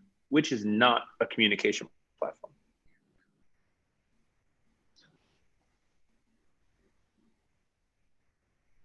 Steam actually is a communication platform. That is correct. So Throttle, I just made that one up. Okay, the next one. Who of this list, which of this list has the most followers on TikTok? Is it, somebody's already answering the question, Ashton Kutcher, Charlie D'Amelio, Jimmy Fallon, or Don Trump? Somebody answered, you already knew. I mean, that's kind of an easy one, but you would imagine, of my friends, they,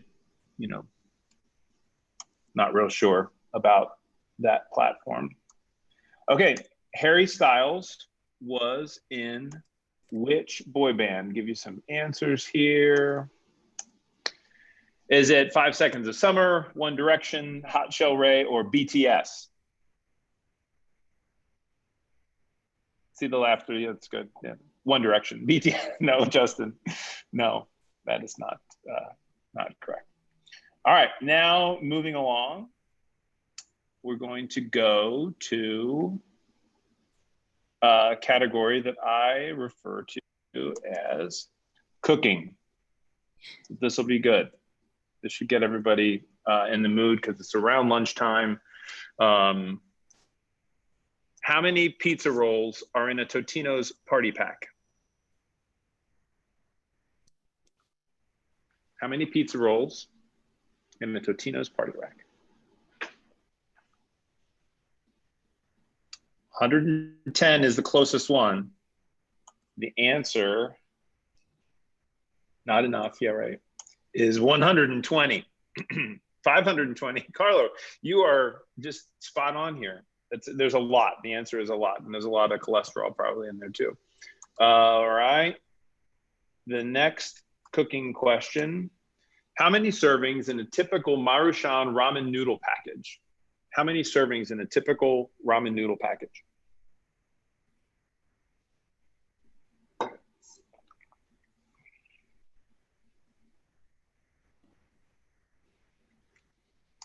The answer, 2.5.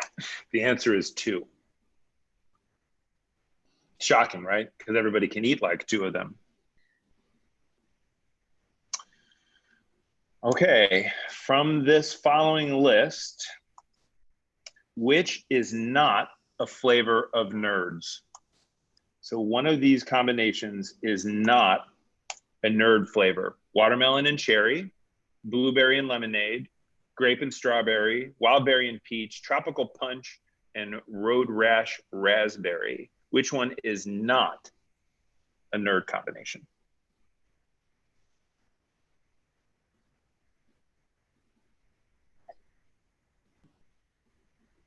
A lot of wild berry and peaches. But shockingly, the correct answer is blueberry and lemonade. Blueberry and lemonade is not a Nerd combination. The last cooking question. Balsamic vinegar is made from what? What is balsamic vinegar made from? Is it made from, got some options here for you. Is it made from grapes? Is it made from olives? Is it made from balsam? Or is it made from juniper?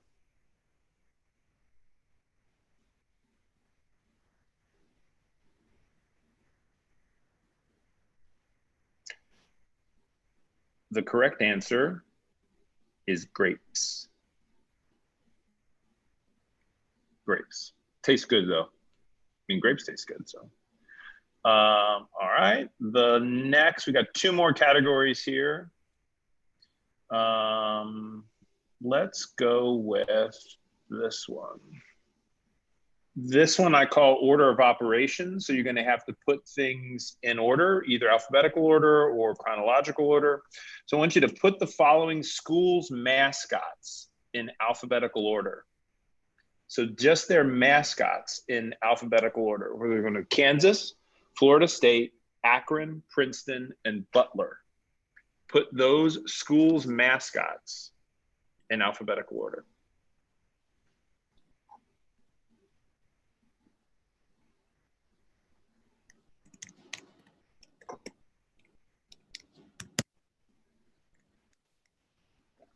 Mike Halloran.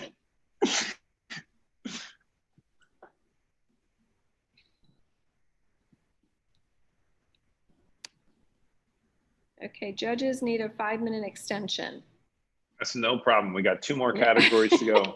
I may Okay, not great. relinquish this, but all right. Just a couple more seconds to put your answers in here. All right, the correct answer, the correct order is the Butler Bulldogs, the Kansas Jayhawks, the Florida State Seminoles, the Princeton Tigers, and the Akron Zips. That was a tough one. Okay. Now, for this one, we're going to put the following Ben Affleck movies in chronological order by the year that they were released. So we're going to put them in order by the year they were released. Armageddon, Batman versus Superman, Geely, Argo, and Pearl Harbor. In the order that they were released.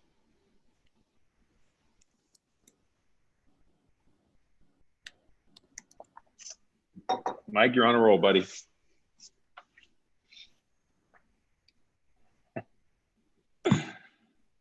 Oh, and Ben Affleck is just, you know, he's just a world-renowned guy.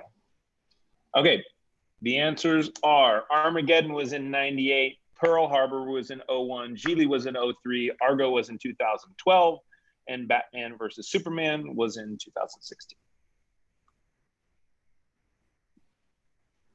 Now, let's put these sports teams, the order of Super Bowl appearances from most to least.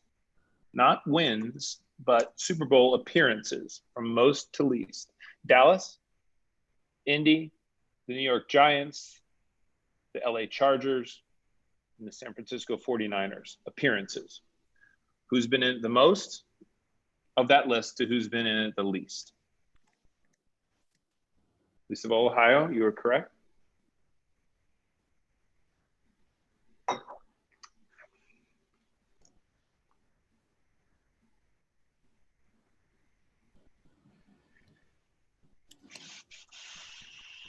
Okay, the answers are Dallas with 8, San Francisco with 7, the New York Giants had 5, Indy has been in the Super Bowl 4 times, and the Chargers have actually been in 1 Super Bowl.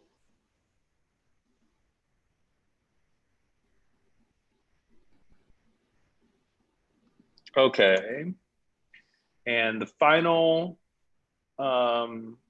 question in this category: who are the last 4 teams to lose the World Series in any order? Just give me the last 4 teams to lose the World Series.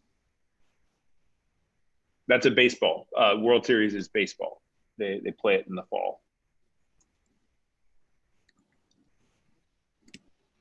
The Reds, yeah. They'd be in it to lose it, but, count that. This is a tough one.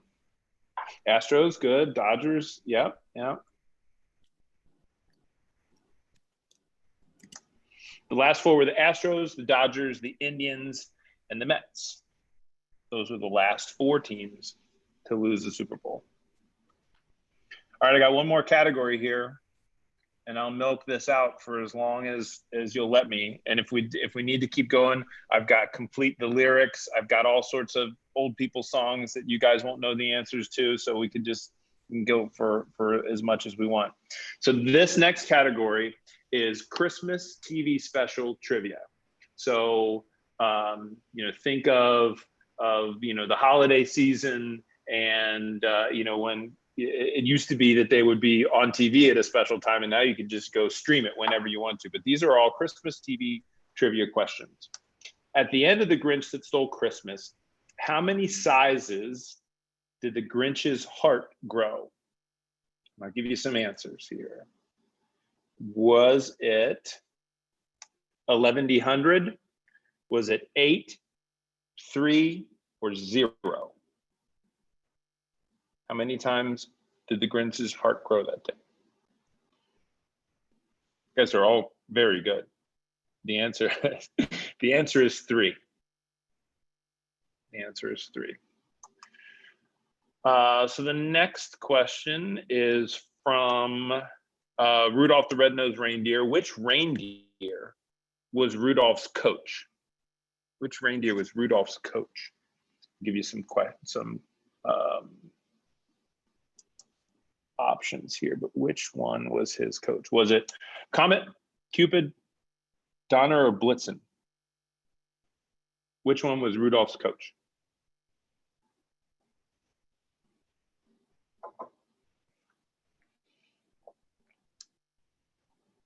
It's not Santa.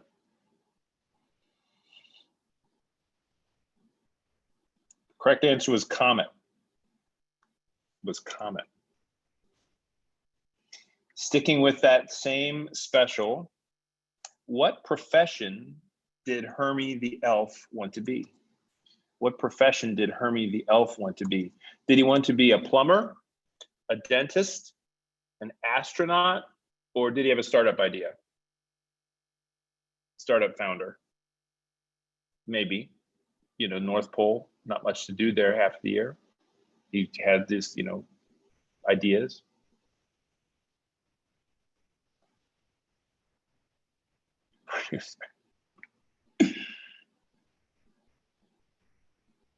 Those are good. The correct answer is dentist. Of course, Hermie wanted to be a dentist.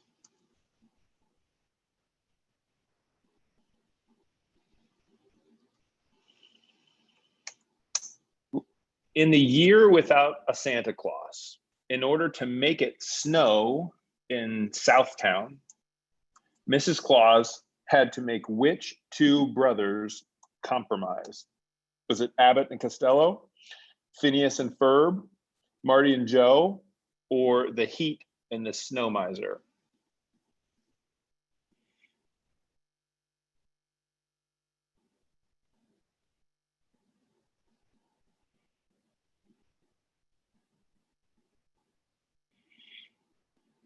It is definitely the Heat and the Snow Miser.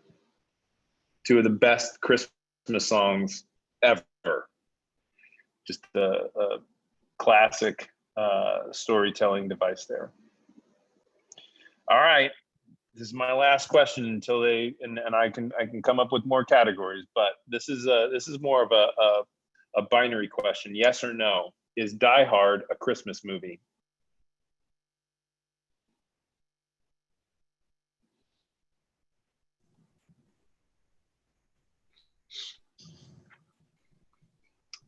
It's more yeses than I thought they would be. Wow. I just wanted to see what everybody said. I don't think it's a Christmas movie.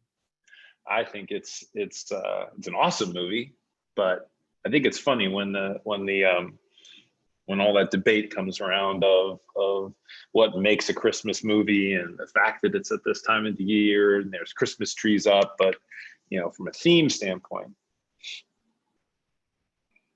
Anyway, let me see So how Eric, much time.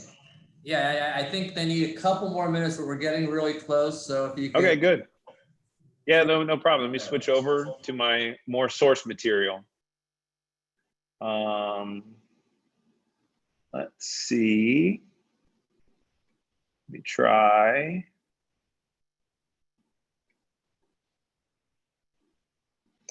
Let's see.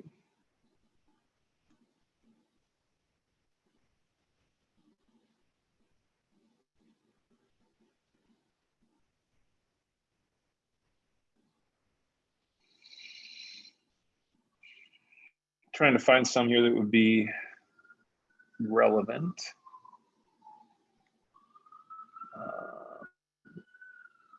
All right, this was more, I called this category chemistry, but we'll play around with this. This commercially produced soap is perpetually associated with cleaning up biologic spills. Which commercially produced soap is perpetually associated with cleaning up biological spills? That is correct, it's Dawn. For some reason, Dawn has been widely known and has a really worldwide reputation for being gentle and effective on those type of spills. actually, Eric, the side note on that is I worked on Dawn at one time, and Dawn was actually made to remove grease in pots and pans initially, and is so good at doing it. It was great to remove grease and oil spills from ducts and the like. From Yeah, it's great. Oil spill was the first time. So which would kill you? Which of these chemical compounds would kill you?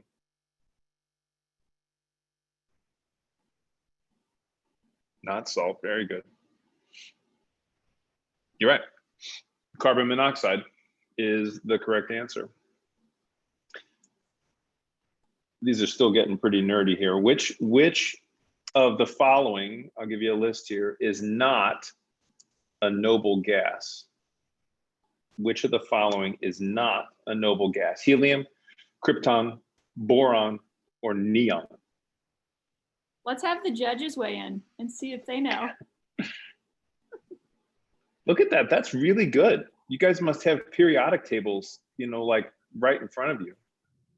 Let's test that to see if you know. The word plumber is derived from what chemical symbol?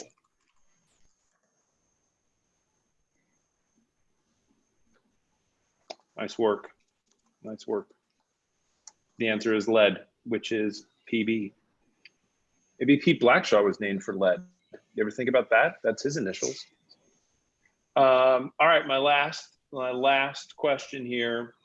I see the judges coming into the room, so we must be getting near the end. Which is the only letter that does not appear in the periodic table?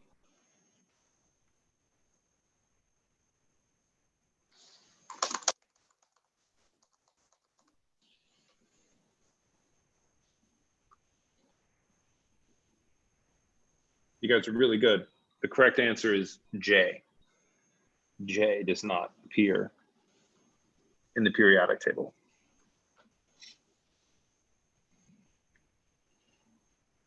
So judges, are we good? Do you want me to keep going? Eric, keep going. While Zaina is updating the deck for the Okay. presentation. So give us maybe 3 to 4 minutes would be. Gotcha. Hey, Eric. These Hey, next, Eric. yes. Yep. You got any trivia questions around the startup community you can create?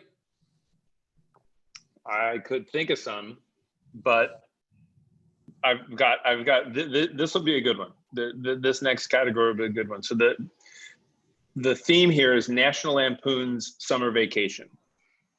So if you guys remember that movie, we're going to ask questions from that. Who was the first to inform the Griswolds that Wally World was closed?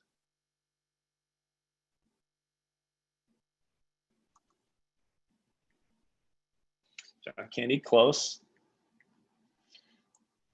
It's actually John Candy who has the line that the moose out front should have told you that Wally World was closed.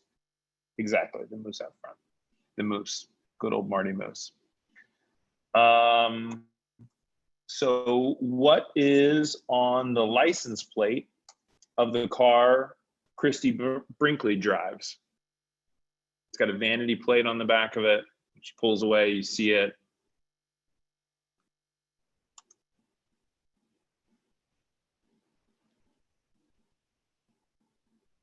No. Above me. So they drove around in a car they called the Family Truckster. Clark famously bought that from used car. The color of the Family Truckster was green, you're correct, but it had a specific name. Metallic P was the name of the color.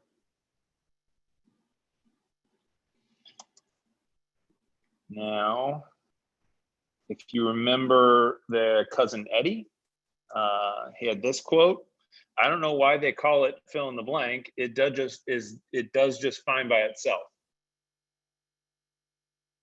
Anybody remember that? What he's talking about?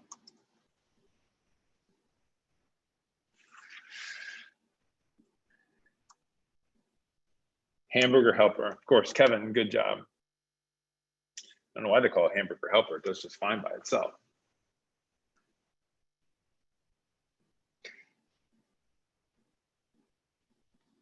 All right, so you want some startup Cincy trivia on the fly? Yeah, let's go for it. I don't know. I used to. Well, now that. How many directors of Centrifuge? How many what? How many directors have there been for Centrifuge, and can they name any of them? You mean CEOs? CEOs. How many startups do we have that you track? Right now we got like 100 and something, 150, 120, somewhere around there. I don't know off the top of my head. Hey, actually, why don't you tell them, you know what, spend a few minutes just telling them a little. We're ready.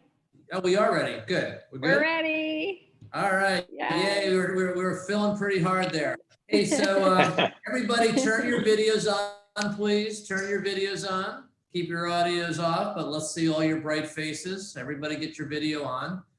So first of all, I have done about probably 45 pitch competitions. I can tell you that when the judges take twice as long to figure out who the winners are, that everybody has done very well and they've made the judges' decisions very hard. So obviously you guys challenge them to think about that. But I'm going to introduce Megan Highmore from KMK, who is going to present and announce the winners here. So Megan, are you on? Oh, you're on. Yeah, there you go. Your audio. Hi. There's Megan. Okay, so Megan, it's all over to you.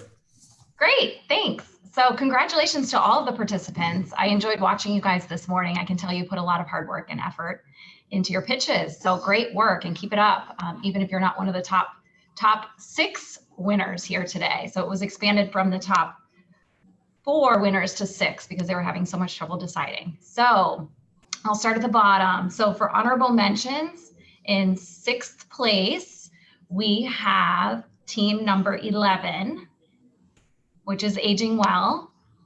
Congratulations.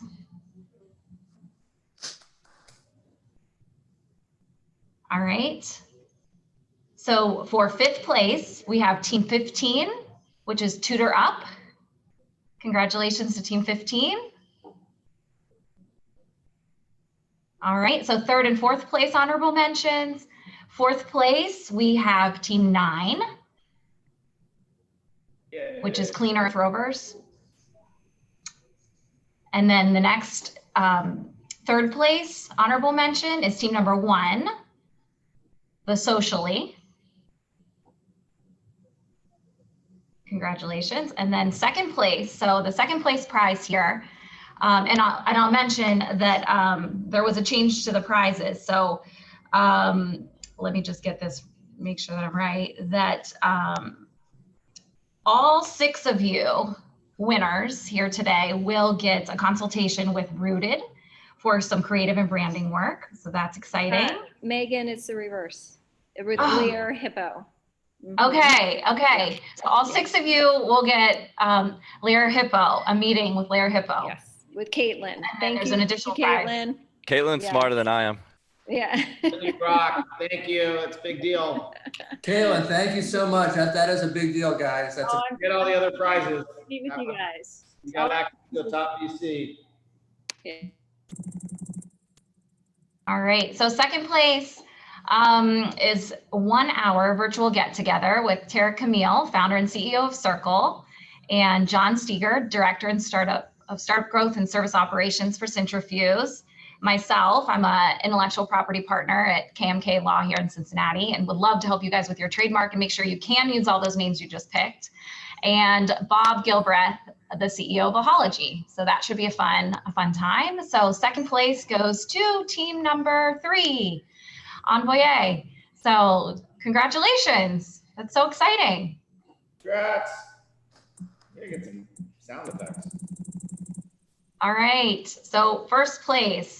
So as I mixed up a little bit ago, this one also will enjoy consultation with Rooted. So that's a last minute ad and a very valuable thing. So 1st place also has a 1-year subscription to StartBlocks, a $1,500 check to get started, and a virtual shadow day with Pete Blackshaw, CEO of Centrifuge. So drum roll, 1st prize goes to team 16, Black Market. Congratulations, guys. Woo! All right, Terrific, and then I'll turn it back over to Mike for some final comments. Awesome. Wow. So Great job. Great job, everybody. Judges, anything you want to just jump in? I mean, I know you guys had a tough time there. Yeah, I thought all the company presentations were fabulous. It was really difficult to choose, and we cheated a little bit by even opening up the honorable mentions. But the companies, the presentations were great. The teams were great. There was a lot of energy, a lot of excitement. A lot of starting a business is being able to talk about the business and pitch it, and to be able to do that in a really engaging and thoughtful way over Zoom is even more special. I mean, if you guys are the future founders of the world here, I'm super, super excited to get to know you guys and learn more about all the fun businesses that you're thinking of and the problems you're solving. The only real kind of takeaway I'll leave you with is one of the most important things when you're starting a company is to really feel and understand the problem that you're solving deeply. Starting a company is really hard. There are a lot of problems you're going to come across. It's really gritty. It turns out it's very difficult to change the world. So you really need to be very intrinsically motivated with a problem that's core to you. So as you continue to think about ideas or work on these ideas, think about what problem you're uniquely suited to solve, and looking for that thing that when we look for, we look for what's called founder market fit. So as you go through your day-to-day lives and you kind of experience the world, always think about how you might solve something, what you might fix, and you might just find the next billion-dollar business that will change the world. If I might add a comment, I was so impressed. I think I tweeted virtually all of your presentations. I think you're all winners. But I wanted to thank you for participating in the program. Please send us feedback. We're going to do a lot more of this. I'm more convinced than ever that building this pipeline of entrepreneurs who are really in touch with the current issues and challenges is a big recipe for our success at Citrifuse. I know I asked the question a lot about what are you doing locally, because I passionately believe there's an ecosystem here to support you. There are customers ready to support you. I think one of the honorable mentions actually had a video testimonial of a customer, Cincinnati Bell, and that's exactly the type of thinking. That's what gives us confidence that, you know, the business has real potential, and there's a lot of that potential here in the market. So take full advantage of what we have to offer. But thanks so much. And again, everyone's a winner. Yeah, no, just to echo that, it was a great morning and very engaging. It was energetic. I loved all the presentations, and for anyone who's interested, I would love to meet with you guys. I think I've told this to Pete and Zan, to share my contact info. Entrepreneurship, I've been down this road for a long time. I've seen a lot of things and experienced, and happy to share with you guys what I've learned, both from being on the corporate end and on the startup end. So look forward to seeing a lot more from you guys. Great job, really.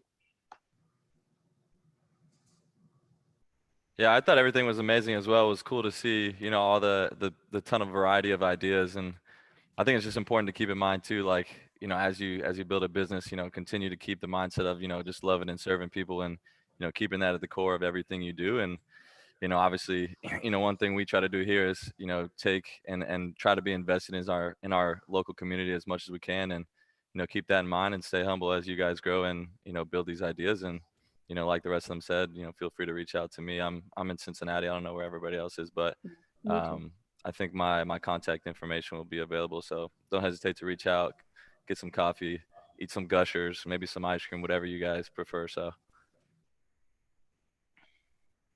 Great. Thank you, all the judges, for your time. Special thanks once again to the sponsors who helped get behind this program: P&G Ventures, Kroger, First Financial, KMK, North American Properties, Laura Ventures, and Taft. Without them, we couldn't have had this program. We now have our first opportunity to keep this going on the road. And then thank you to all the people behind the scenes, the students, judges, sponsors, everybody else who kind of made this happen. So big round of applause, especially for Mike. You rock today. Zan, Bethany, everybody, Zaina. All right. Well, it's been a fun time. Enjoyed working with all of you. I'm now going to turn it over to Pete, because Pete's got a few other things to share. Zan, you got to remind me what I'm supposed to do right now. Pete, you're doing the big unveiling. Oh, yes. Okay. Yeah. So I knew that was coming. I just wasn't sure if there was a final step on the competition. So hey, listen, I am incredibly proud and humbled to announce a special exhibit here at Union Hall, but also virtually, and it's a tribute to all of the companies that are working overtime with agility, with speed, with dedication, with compassion, with empathy to support our community, employees in need, and others. And so we've created, and big credit to Zan for coming up with this concept of the Showcase of Resilience, where throughout Union Hall, we typically have exhibits of what our companies are doing with startups, but we wanted to showcase what they're doing to support the moment. And this is just the beginning. We're going to have dozens more added to this, but I think some of our most important partners that are out there working really hard are part of this. And Zaina, I don't know, do we have any of can we share some specific examples of the tiles? Yeah, if you give me a second, okay. I can share them. Yeah, this is up on the 4th floor of Union Hall, and we'll build it out. And again, I just think it's really important that we, support the companies that are working hard. The other thing that's great about this is that I've often said that everybody is thinking and acting like a startup, and companies that we never would have imagined could move this fast are moving at startup speed, because the issues are real, they're pressing, people are stressed out. All the issues that we talked about today in the presentations, we're seeing a lot of large companies take action on. And so we wanted to make sure that we kind of gave due credit to them. And, so here's Duke Energy. We asked them all to make it very thematic to everything from COVID to social justice. I mean, all the issues that we're dealing with as part of the pitch competition. Here's KMK. Smuckers is a big investor in Centrifuge and our second fund. Michelman, this is one of my favorites. They're playing a big role in material science. First Financial, one of our sponsors, very important contributor to our community. Mercy Health, Messer, all in one together.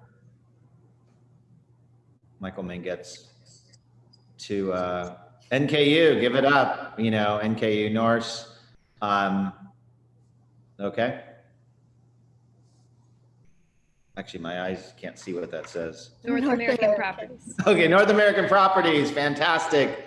Supporter of Centrifuge, startup Cincy, early founder of everything that we're doing here, another fantastic one.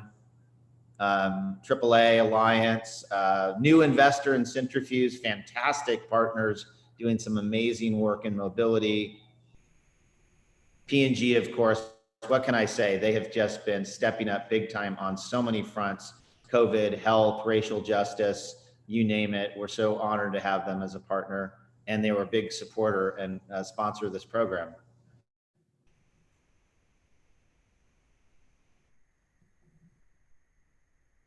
Oh, and Cincinnati Bell, there's Lee Fox, just fantastic partners, and hopefully a real pilot customer for one of these great business models you guys have. Kroger, and again, what can I say? I think Kroger has really set the bar. They've kind of redefined themselves, but they kind of are the founders of like the OTR revitalization, and they have such an incredible presence, and the way their CEO has showed, compassion, empathy with the employees, and just everything. We're so honored to have them as partners. Now is the last one. Yeah, great. So there you have it. Listen, I mean, it's really important to give shout outs to and recognition to the companies that are so committed to our community. They passionately believe in the potential of our innovation economy. They've demonstrated that by supporting so many organizations, including Centrifuge, and they're the secret sauce to working with all of you to validate your concepts. And we are dedicated to being that matchmaker, that connective tissue, that networking agent to help you kind of unlock that value with all those fantastic companies that are there. So thank you. And again, big thanks to Zan, Zaina, Mark, Bethany, and everybody who contributed to this program. Send us your feedback. We're going to make this even better. We may make it year round. I won't overpromise, but we're very bullish on the potential of what we've experimented with here. And we You also too. want to thank everybody in the YouTube audience for listening in and watching. This has all been recorded too, so you'll have the ability to share this. Take a snippet of your presentations and use it in the future, because that also can help you too as you merchandise yourself and the like. And just a great job again today, everybody. And then Take two advantage other of these final, relationships. yeah, Reach two out other, to us on LinkedIn, Facebook, Twitter. Networks are what make everything happen. So if I will be disappointed if a bunch of you don't connect with me on LinkedIn or others, solidify those relationships now, not tomorrow, and then take advantage of them as you build bridges to great opportunities. okay, and two other, thank you, Pete. Thank you, judges. Thank you, mentors. Thank you, students. Thank you, Bethany, Zaina. Okay, two other quick notes. End of summer survey, you all will get it probably Monday. So please, please, please fill it out. We really want your feedback on the entire summer experience. It will help us continue to grow and develop and evolve. And then also I have t-shirts for everyone in this virtual world. So please make your way to Union Hall. Fantastic. And yes, so we would love for you to. So when Union Hall currently is locked, so you'll see on the front door a number to call, or you can text me through GroupMe. I'll keep GroupMe up. So just let me know when you're coming down. We're open Monday through Friday, 8:30 to 5. Or I've arranged on this Sunday to meet somebody at 11:30 a.m. So if anybody else wants to meet me at 11:30, I am happy to do that. Take advantage of your membership. Thank you. Yes. All right. Thank you, everybody. Congratulations to the winners. Bye-bye.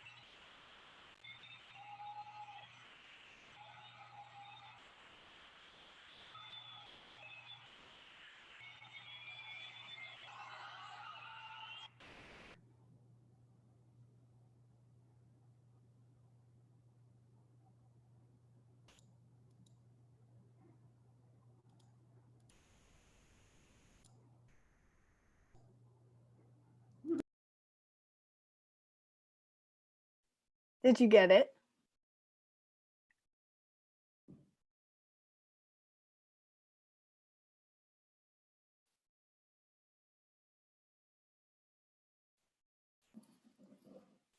I can't hear you.